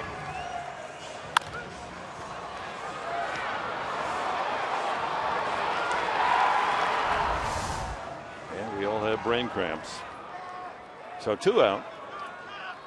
That takes the man out of scoring position, brings up Matt Kemp. He's grounded into a double play, lined out, flied out, and walked and scored. Padres down to their final out. They have their hottest hitter at the plate. With the walk tonight, Kemp has reached base safely now 22 straight games. A career best, leading the major leagues. But what they'd really like here is a long ball. Fouled out of play. Are you calling it, Professor? Yeah. You calling long ball? No, I don't think so. I'm calling keep the inning going. Yeah, okay. So that Upton might come up and do some damage. Hey, come to the ball yard, bring a sack lunch, go home with a big league baseball. Yeah, sit there and chat with all your friends.